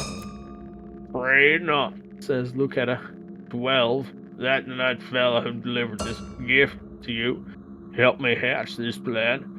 12 is a courier slave, see? Been at the cathedral for near on a decade. The pirate priests are convinced he's loyal. He was able to deliver me without attracting too much scrutiny. 12 is an unusual name. Did you see his tattoo? She asks. 12's been a slave so long, he's stopped using his old name. They called me 89 and gave me a tattoo to match. She shows you the back of her hand where the numbers 8 and 9 are inked. It was more cumbersome to say than 12, so only the overseers ever used it. You can call me Lucetta, please. Never Lucy. So, what now? My plan never extended much beyond an escape a lifetime of drudgery, she says. Could our work for you as chief engineer. It's not like I had anywhere else to go. I just asked for a fair wage and the occasional leisure time. I was the best mechanic at the cathedral, though I doubt they'd give me a glowing reference no matter how nicely I asked. I'll take her back to the City of Keys because we still have to deal with that dude we pulled out of the tar beach thingy. That's a great kindness, he says. Thank you. He examines my hands. What do you say we dream of clocks before we take a break? Sure. Where am I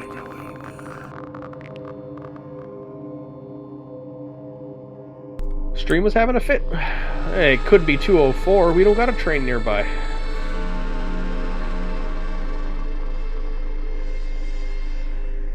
You dreaming of trees or clocks? Tell us about the dream of clocks. Yeah. Tonight you dream a towerful giant, its face gargantuan clock. It cups you and your kinetipede in its palm. Each tick is a peal of thunder. Each talk is the crack of miles thick ice.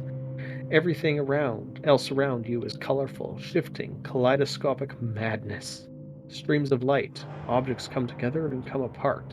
A piano, a writing desk, a shining star. Been trying to talk to you for a rather long time, dumb, says the clock-faced giant. Somehow its voice is quiet, as though it is merely sitting beside you in the kinetipede. You've got some fearsome defenses to stop me from getting in. I had to wait until your whole mind had started to fracture and slip in through one of the cracks. Who are you?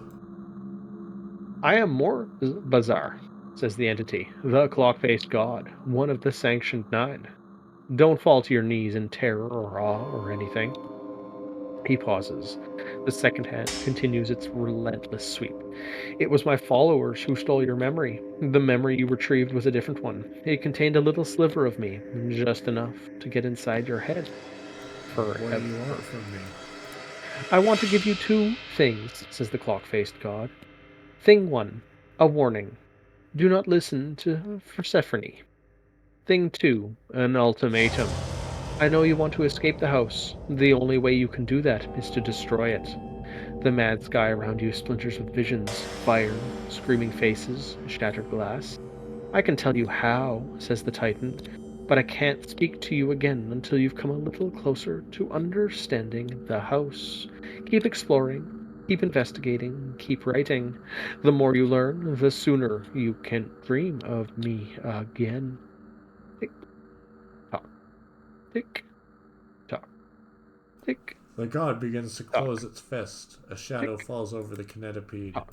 Sorry about this, says the god, hawk-faced god. I haven't worked out how to make you wake up without killing. Massive fingers the size of trees squeeze around the kinetipede metal walls, shriek and buckle.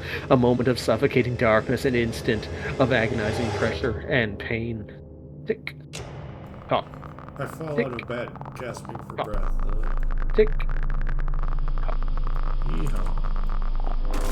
I am desperately glad. Alright, let's take 5, fellas.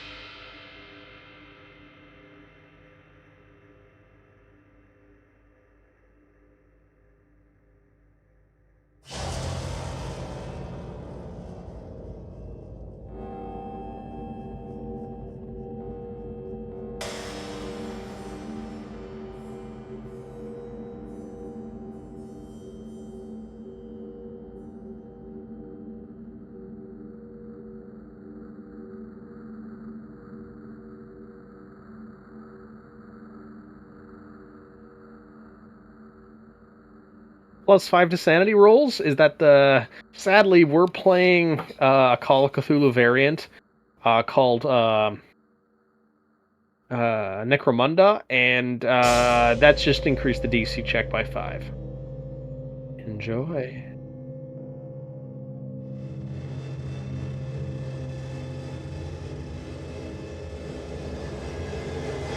Either that or you're playing the worst game of Battletech tabletop ever, and you've suffered one too many head wounds.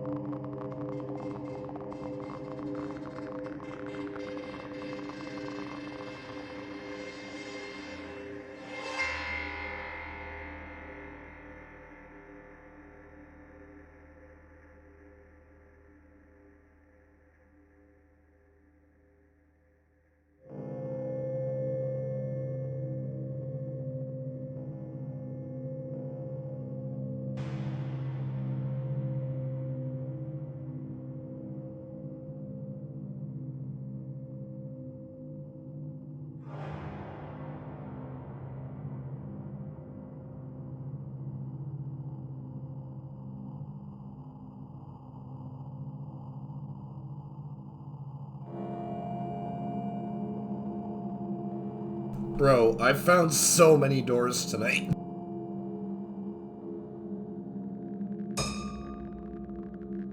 Are you in the door? Are you in the door house? Door. The house of doors? Door. Are they used doors or are they new doors? I don't know. Are they previously enjoyed doors? How were they enjoyed? Was it ethically enjoyed?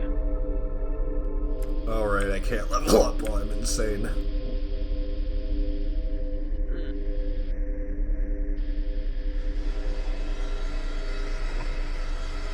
Ah!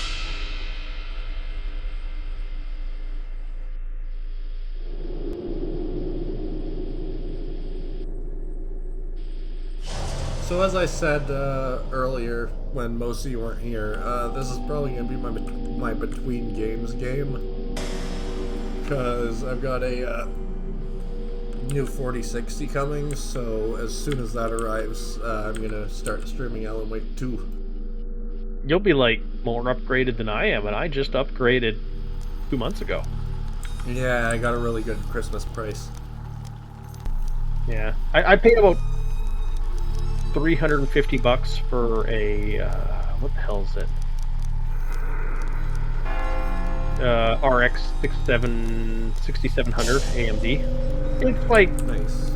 solidly mid-tier. I didn't want to go too crazy too hard, because I'm guessing in a couple of years I'll just upgrade it again.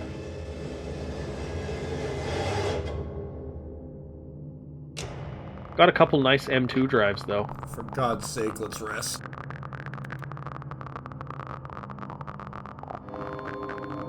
Hey, your sanity has recovered slightly.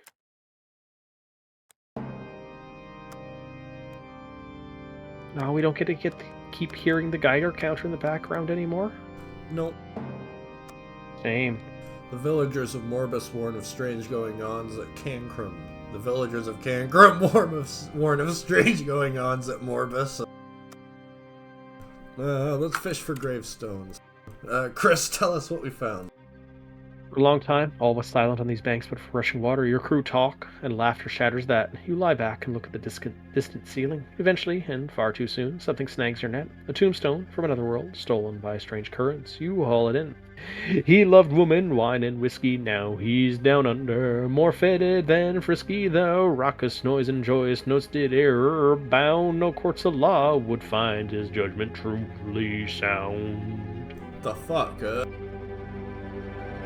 You can't imagine the world it came from, especially the singing in your head when you read it. Oh shit, Courtesy Flush is rating us. Woo! Also, Zinthar subscribed. Sup, Zinthar.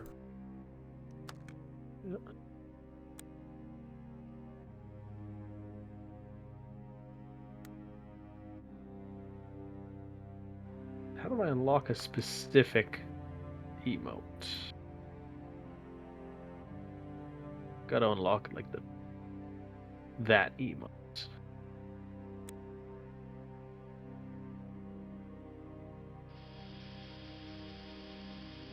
More free dudes.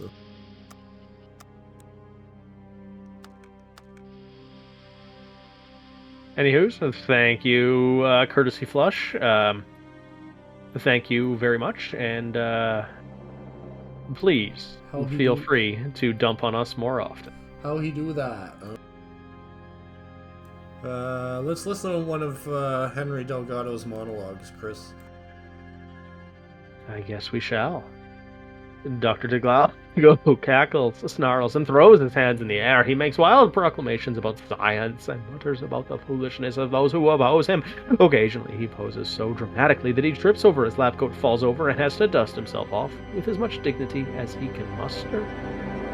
He notices your presence, coughs, and asks, "What are you doing?" There really wasn't much past that, was there? Not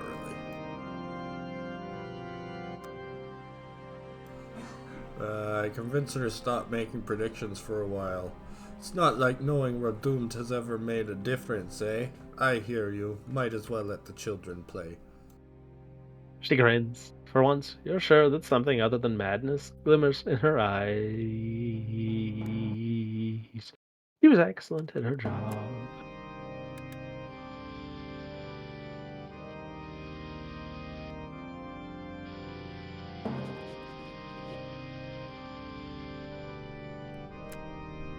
Yeah, free Golem. You just gotta find that place where golems sell, like, gold. Yeah. I don't even know if there is a place, Yeah. Some homeless man in a game I was playing earlier today asked me to find in a landmine a jar full of golden teeth. I found them and told them they weren't there and then sold them for mucho cred.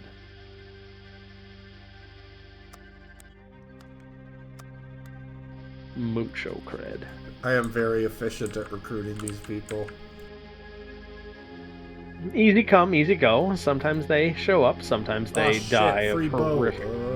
Arrested ship from another world, plucked from the ocean and deposited rudely on the stone floor. I'm gonna investigate. Looks like it contains something valuable. The ship groans and settles as I wander through its brine-stained corridors. Something skitters away in the distance.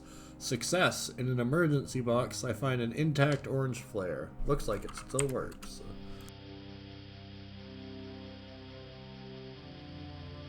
That'll scare the ghosts away.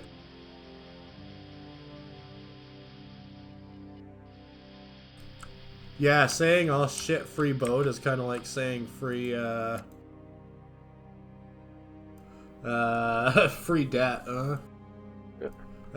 success. The cargo hold. In the cargo hold, I discover a barrel of gunpowder. Let's put it right next to the quick start flare in my... Sounds good. Yeah. To be fair, it was abandoned.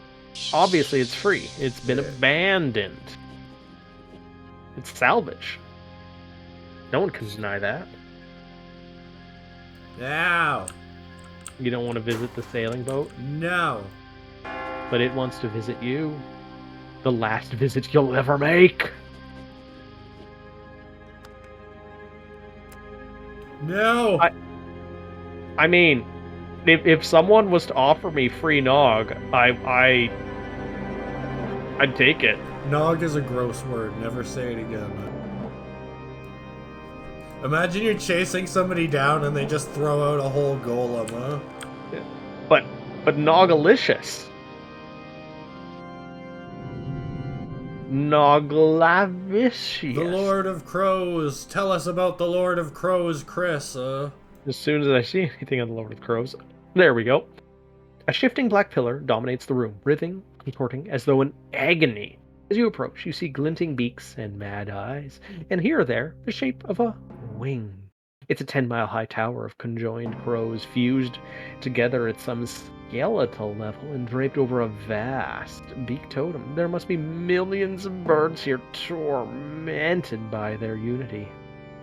Address the strange totem. The crows are oddly silent. The air is still. What do you say? Two meaty Million beady eyes are upon you. Is it a murder?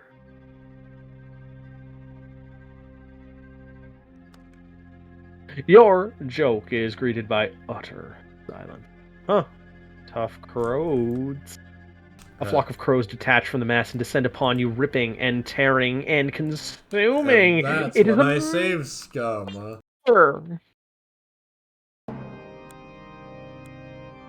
A great ruffle of feathers, a million beaks open and shriek in a cacophony that might be laughter. Your eardrums promptly explode. When the laughter subsides, a crow detaches from the seething mass and flies down to your side. It hops to your shoulder and caws gently in your bleeding ear. Images embed in your mind so vivid that you suspect you will never be rid of them. Dead creatures of titanic proportions with crows tearing wildly at their flesh. The images are accompanied by a bolt of overwhelming hunger. Hunger like nothing you have ever felt. When you turn to leave, the crow hops after you. It seems you have gained a traveling companion, boon or bane. It's ancient. It hungers. 10 miles high. Offer them an embalmed corpse. It has a smiley face on it, after all. The crows rise from their effigy in a cawing flood, descend upon the corpse, and devour it until nothing remains. Then they are off again, leaving behind a few, quizzical, pecking at the ground. They wheel above you, an ocean, flying ocean of black, and sing in discordant chorus. They sing of flames swallowing a long-lost city. They sing of glass that gleams with sunlight. Interesting. I've gained a clue about the city of glass. It was eaten by the crows and left. Or because is it? None remained.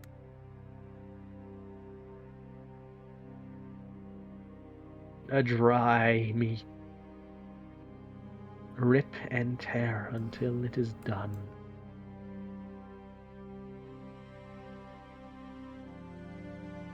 This is a terrible wine that I bought. Gave me a headache.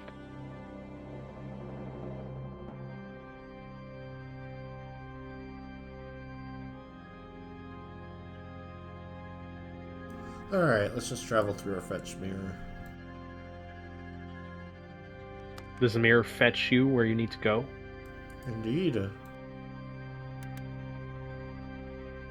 Maybe you can take something through the world from outside here. Fetch it from the outside and bring it to you. I'm gonna travel through the mirror wise to the city of Keys. If I make it intact, which is, let it be said, far from certain, I'll wait there for my crew to catch up with me. Tell us about the mirror wise. A journey through the Mirrorverse is much quicker than traveling through the house by Kinetipede, but in its own way, it is equally perilous. The silver glass shatters as you step through it. This is a one-way journey. You find yourself in a backward echo of your quarters, but when you open the door, the Mirrorverse beyond is a chaos of tidal colors and hungry kaleidoscopic joy.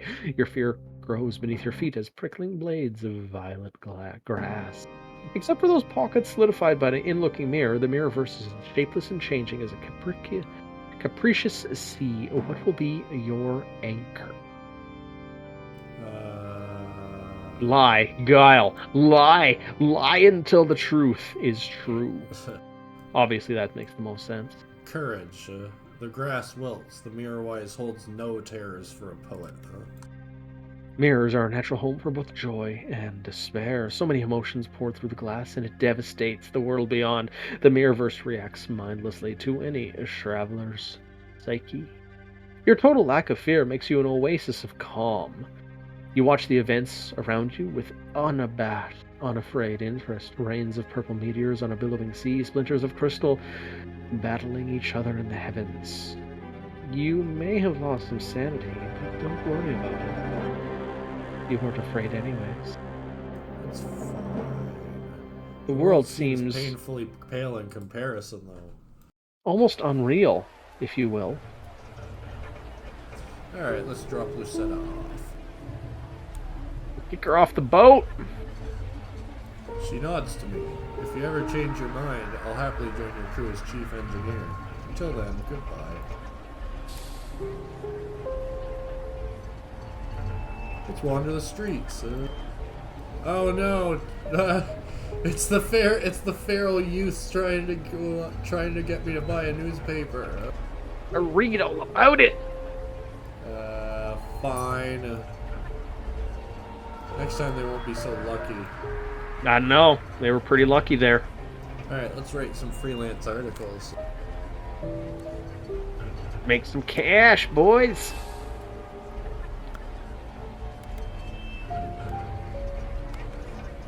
You don't want to get the most money for your money? Eh.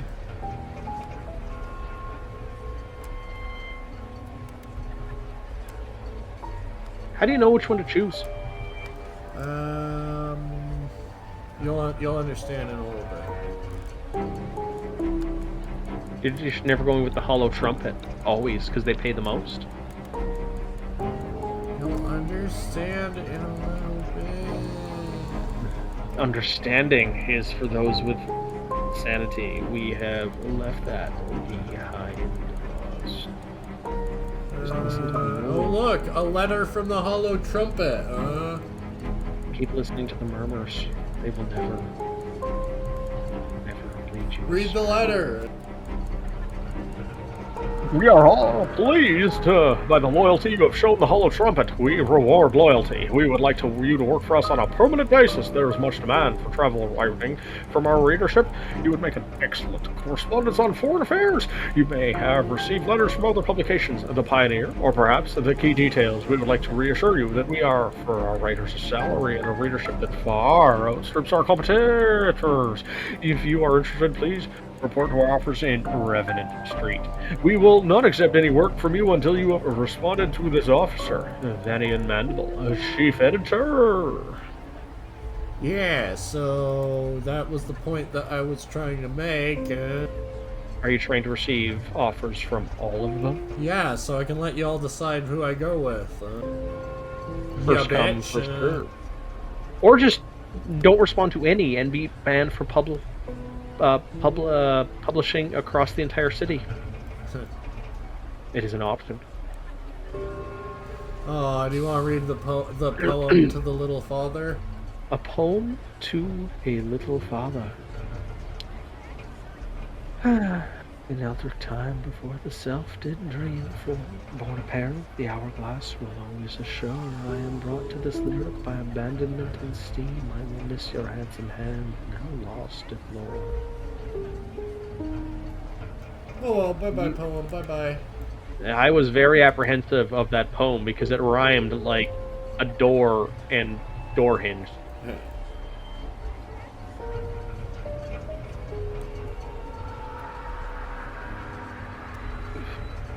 Rage on the Watchmaker. Oh, silent power of hatred, so colossal, so white. Giant, dread, silent and rock. The silent mother and the cousin who will write. Such was the Watchmaker, whose hatred was so rock. The poem is 942 lines long and split into 68 stanzas. Shakespeare would be proud. And it took only 3 days to write. The quality is profoundly terrible. I'm gonna work on my magnetopy. I'm not much of a painter, but I don't want my masterwork to be constrained to one artistic format. I begin teaching myself brush strokes and resolve to my arcadeness.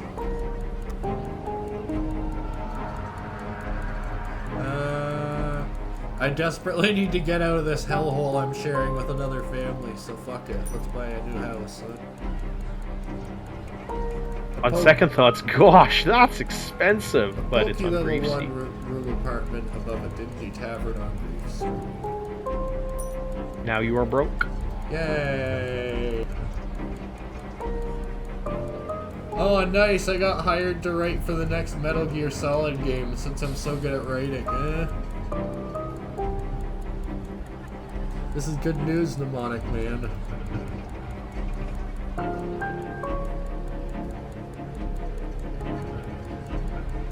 Alright, let's let somebody visit.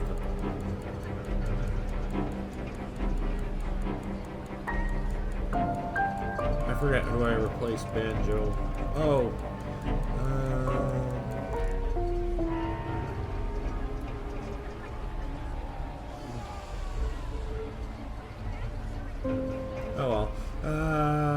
Banjo's gonna come hang out. We're partying tonight.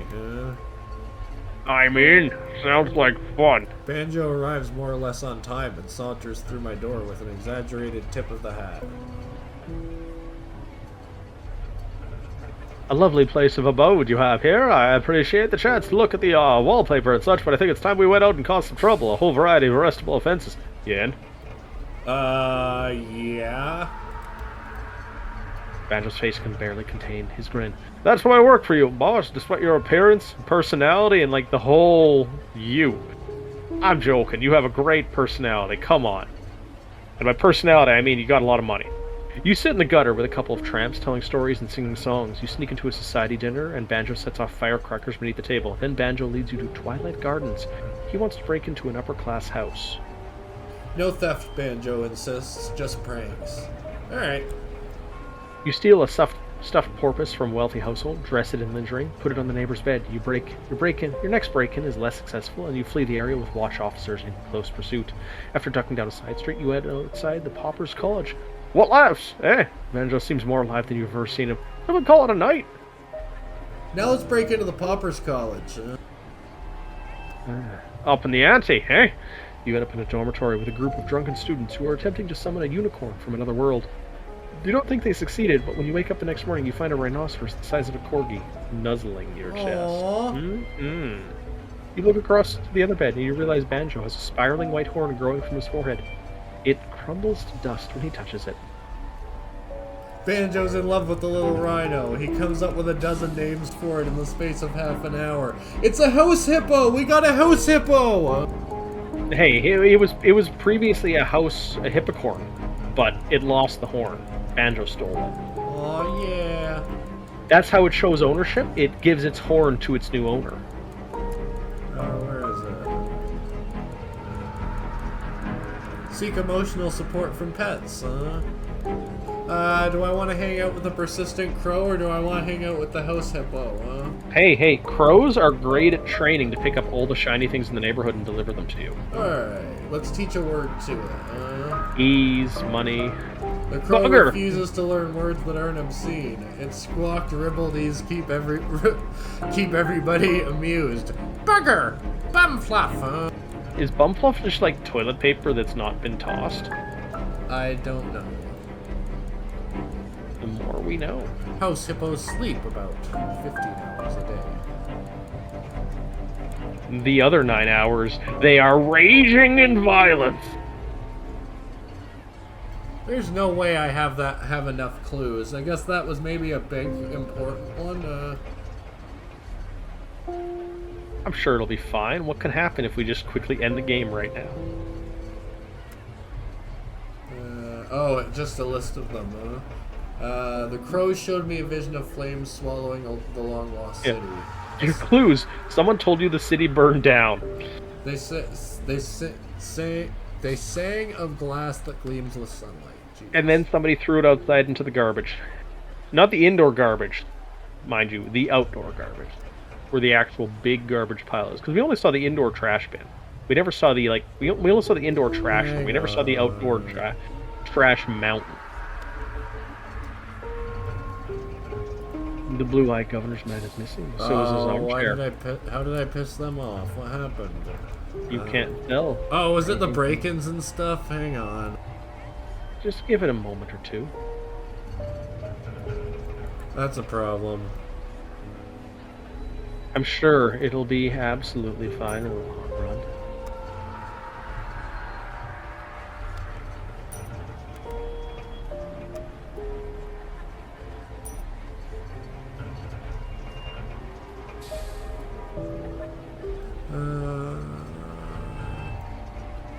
Yeah, let's bring Violante on board. She drinks hazard coffee by the pint and vibrates with nervous energy. Her hair's coming out in clumps, and she glances over her shoulder every few seconds. There's nothing coming after me, she assures me repeatedly. Welcome aboard,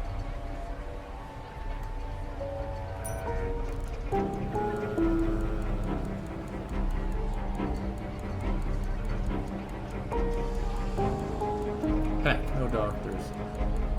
Nope.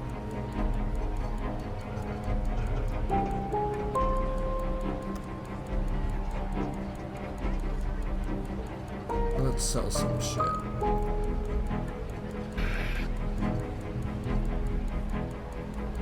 Buy the most expensive thing and then sell it for cheap prices. Stimulate the economy. Yeah, that's how that works. That's great. Yeah. Just pretend you're a government. That's what they do. Except they use soldiers to get it even cheaper.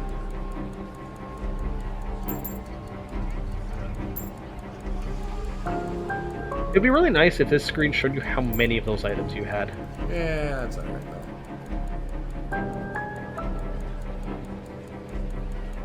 So what are we going to do for the last 25, 30 minutes? What should we do? I'd say gather up enough apprehensions to dream one more time. You want to dream of the trees? Let's see if ideally we gather up enough to do both dreams, but we'll see. Just go and drink that god smoke. That'll let you dream of trees.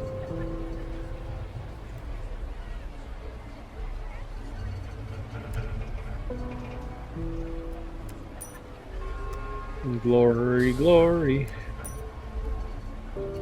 Oh my god.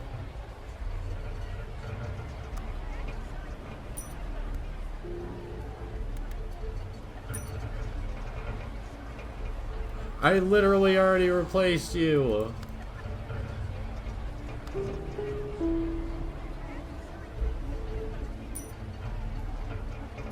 Oh, thank God, a doctor. Jangba Show. Mushrooms cannot gain a medical license in the 7 cities, so this whiskered red-cup fungoid has been forced to work cheaply in back alleys. Its medical work is partly scientific and partly occult, and it claims to harvest healing sap from its own fibrous skin. Alright, welcome aboard.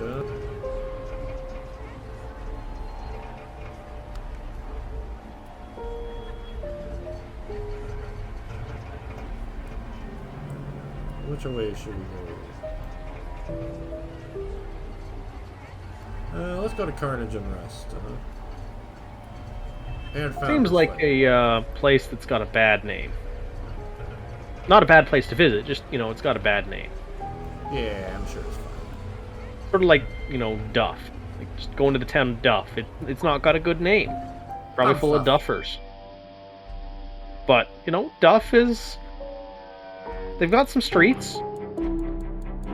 I don't think they have a store anymore, but, no, they've got streets.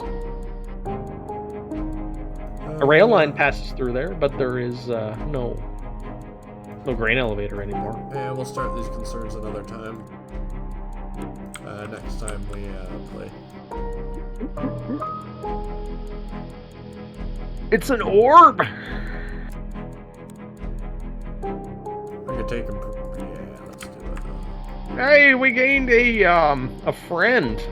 Yeah. How do you call that? It's not a slave. Backup. It's backup employee.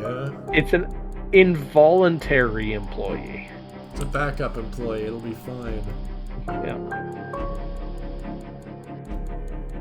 Oof, that's a lot of apprehensions. Just tell him it's capitalistic mayhem, and you're now the hem.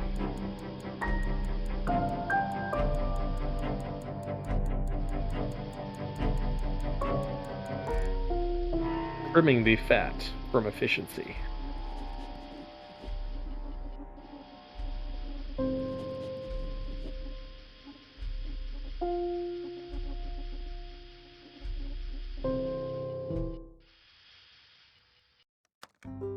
Ah, spooky. Get back here. How spooky? Anything for sale? Oh, I'm broke. Well, it turns out when you buy a house, you can't afford much else. Oh, well, we can, do I have blinding hooch? Didn't you get that rum for, one of your, Oh, no, that's to compare maps in exchange for it. Oh, Bodoc's Gaze. That's a fun place.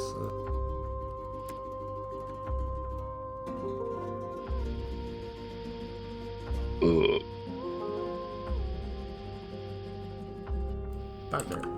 Bamflaff.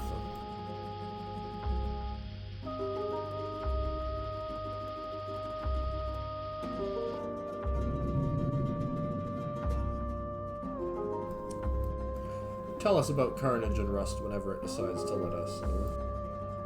I shall. A terrible battle raged here at the end of the glass reclamation. The floor is a pocket wasteland of rusted metal, rubble, and bones. Ooh, let's reminisce, I was here before. The glass reclamation was back in '02. In this room, the cities and Principate clashed for the first and only time. It was a slaughter on an unprecedented scale. Your memories of that day are fuzzy, centipedes melting into slag under red-hot beams of light. Principate dirigibles exploding in balls of flame. Your friends died and charged around you under occult pressure, their faces twisting and vanishing like candle flame, their skin ascending and leaving their bones behind, tongues and eyeballs sucked violently inward. The skeletons still show evidence of these horrendous abuses. They are contorted, broken things that lie among the detritus and hurt your mind. Your only consolation is that the Principate army suffered even worse. Those were vibrant days. I found love, laughter, and horror, but mostly horror. Oh well, let's start digging for treasure, You overturn kinetipedes and dig through the hulking wrecks of blimps. You trawl through the ancient remnants until your face is black with dust and your fingers red with rust. You find a city of keys scuttler, a mechanical leg's blown off, upside down in the debris. When you flip it over, you discover an antique medal and the lapel of a dead officer inside. Nice. They're just practically giving them away,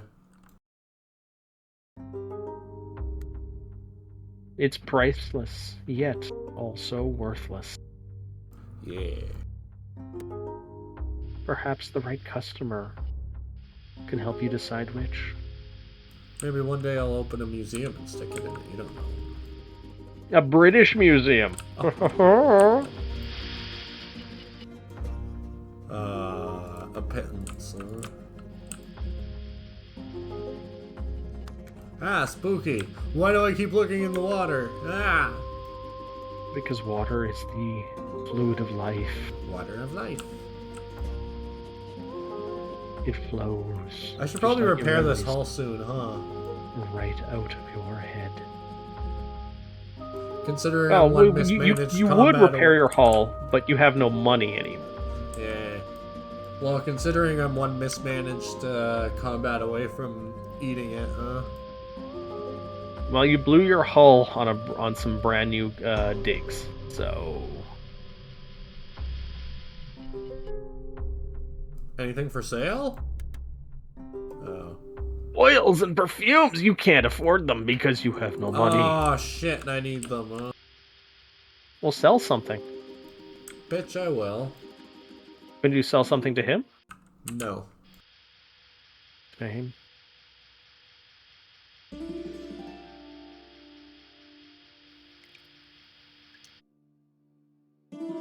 So how did people first colonize this place? We'll find out, won't we? Did they just, like, throw endless waves of human capital at this place until eventually one survived? I don't know. Let's submerge ourselves in the color and spectacle. The street circus is in full swing. Acrobats pirouette on beds of nails. Elephantine creatures dance on their hind legs. A tubist occultist breathes cloud of sparkling green smoke. Is that elephant on a unicycle? Perhaps. The ringmaster is a scaly thing, its head balanced on a neck as long as your arm. To you, this seems as marvelous as anything else in the circus, but the crowd pays it no mind. Yay.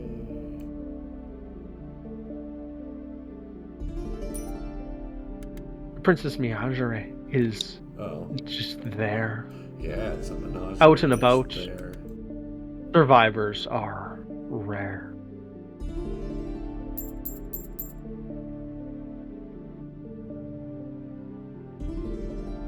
Ooh, you could buy a burnished steel coat and repair your hull. By just, armoring it.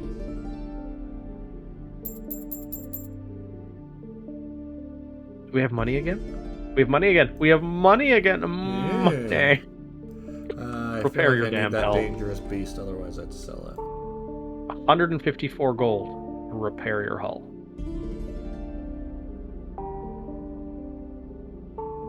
Oh well, let's bid for the prince's favor.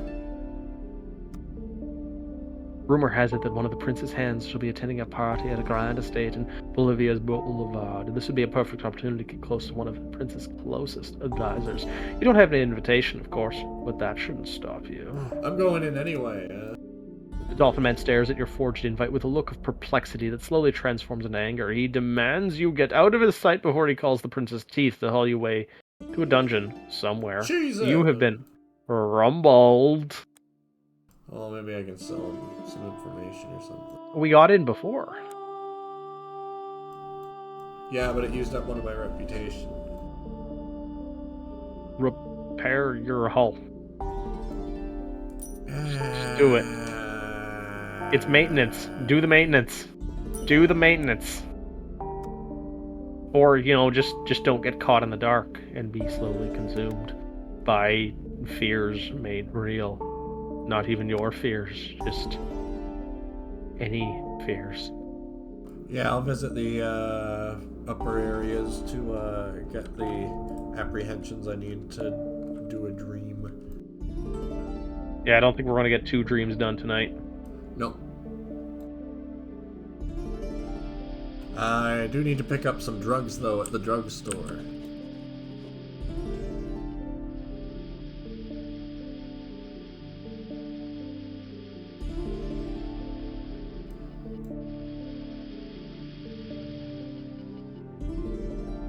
Oh. The beast is loose. Shoot the damn thing. Oh dear. Oh dear. Tell us about the escaped beast. You set the rifle to your shoulder and bark an order. Barrels crack and muzzles flash all around you, and a hot gun smoke clings to your nostrils, but your first fusillade just angers the thing, and you have no time for a second. It crashes into your ranks and sends half of the crew spinning like bowling pins before succumbing to blood loss. Everybody hurdy.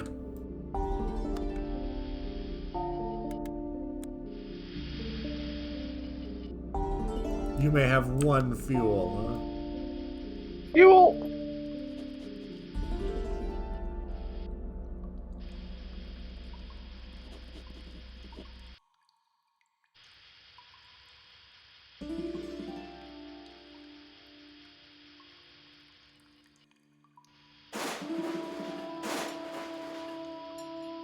God forbid I take 2 seconds to look at the claw.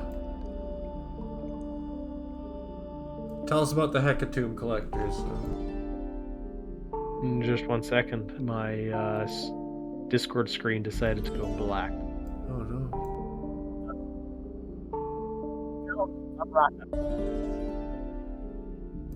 On the altar, a thriving black market has sprung up.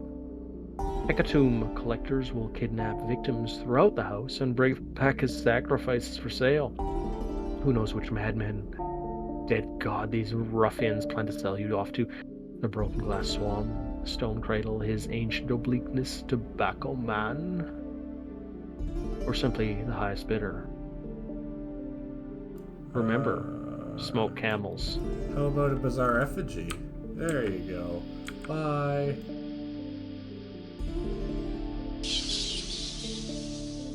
It's heckin' Tomb Raiders.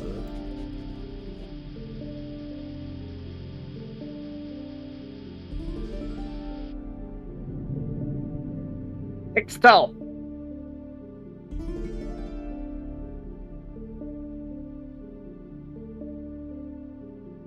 Not a town, but an ecosystem built around Incarnate University.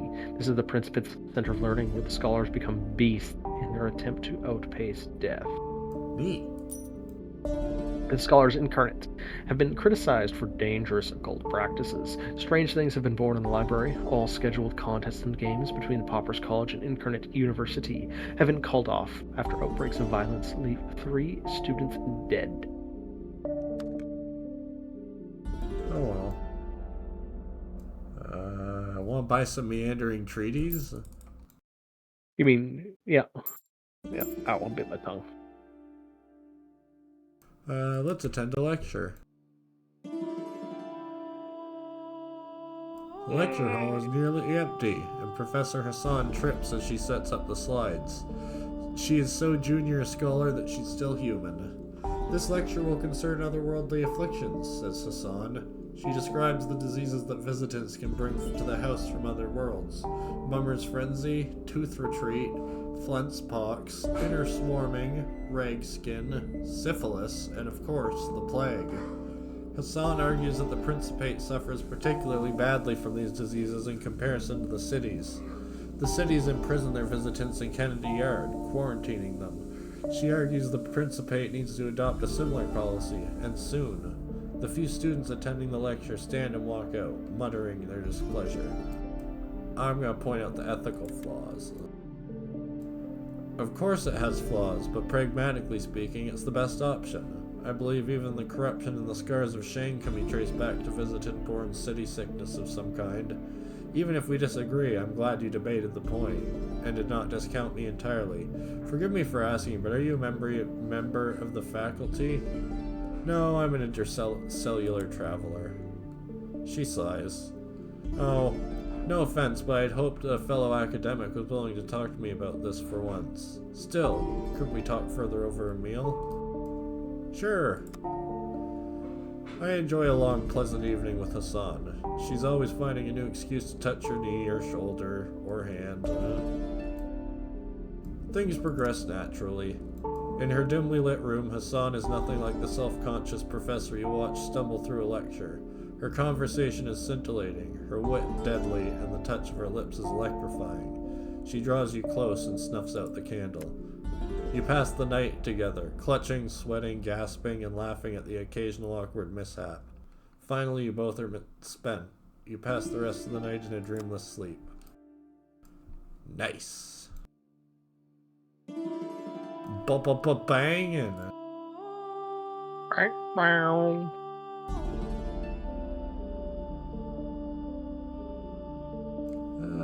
Yeah, let's go to the Scars of Shang.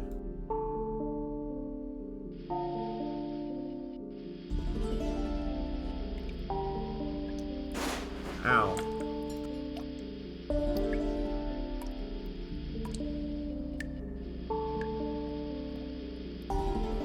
Yeah. Fine, take another effigy. I only went insane trying to collect them all.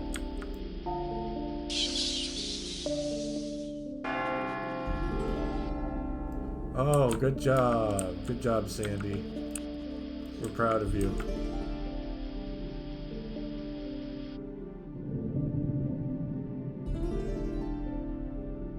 Tell us about the Bloody City.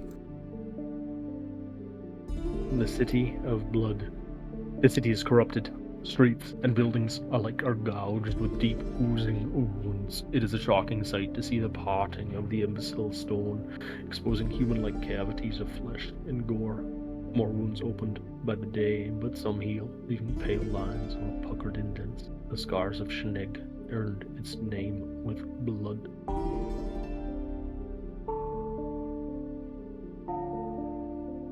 Ooh, what's the really expensive thing you can buy?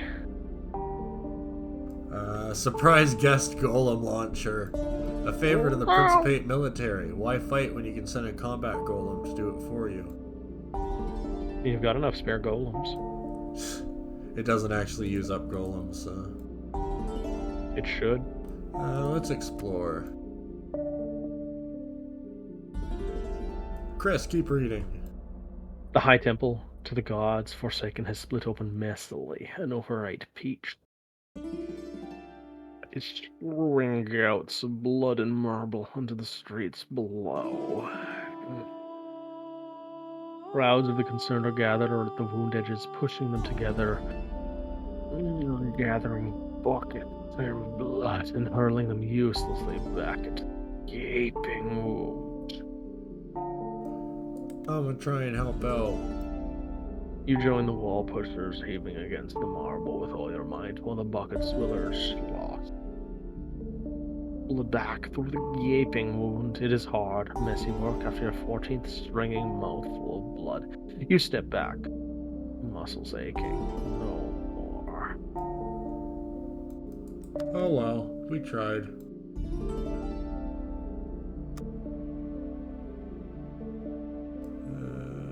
Where's our last stop going to be for the night? I guess Phobiter Quinn. Sounds like a plan.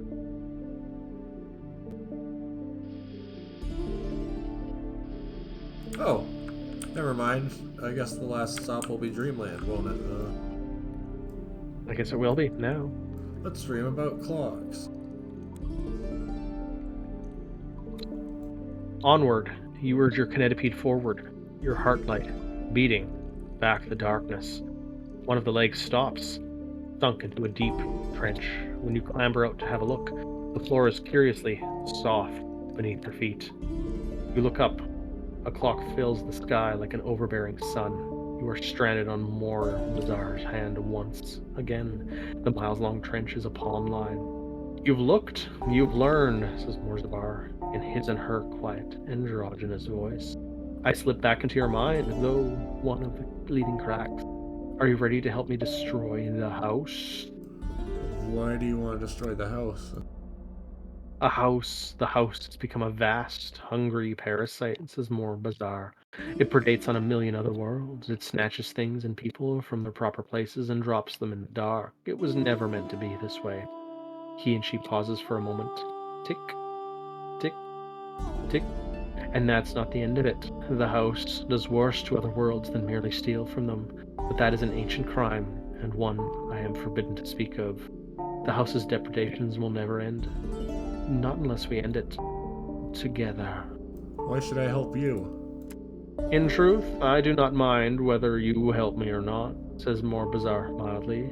I have had this conversation with you many times before. I will have it many times again. In the grand scheme of things, your answer in this particular instance is utterly inconsequential. But it might affect you rather a lot. People will die. In my experience, dying is something that everyone gets around to sooner or later, says More Bazaar. A little sooner won't make much difference in the grand scheme of things. By killing the paltry millions who reside in the house, we will save countless more outside of it. Alright, I'll help you. Before we begin, I am honor-bound to offer you a warning, says More Bazaar. By helping me, you will be bringing the house to a permanent end. Do you understand? After this, there will be nothing. I understand. The gargantuan clock tilts forward a near imperceptible nod. Good. Go and learn more about the house then. Wonder when you dream of me again, I will tell you what you must do. And her. Sorry about this. I really am trying to find another way to. A fingertip descends, the kinetipede roof buckles, bursts inwards with a shriek of metal, and all that is left is suffocating darkness and the crunch of bones. You awake drenched in sweat, and then go back to Yep. Tick-tock. Or Scars of Shang, you knew what I meant. Mm-hmm.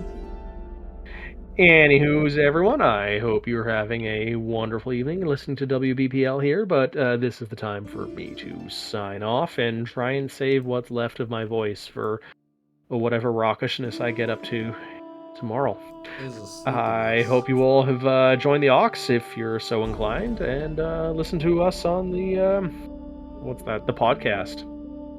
Yeah, and yeah, thank you very much, Noot, for hosting tonight. No problem. This was fun. You all have a good night.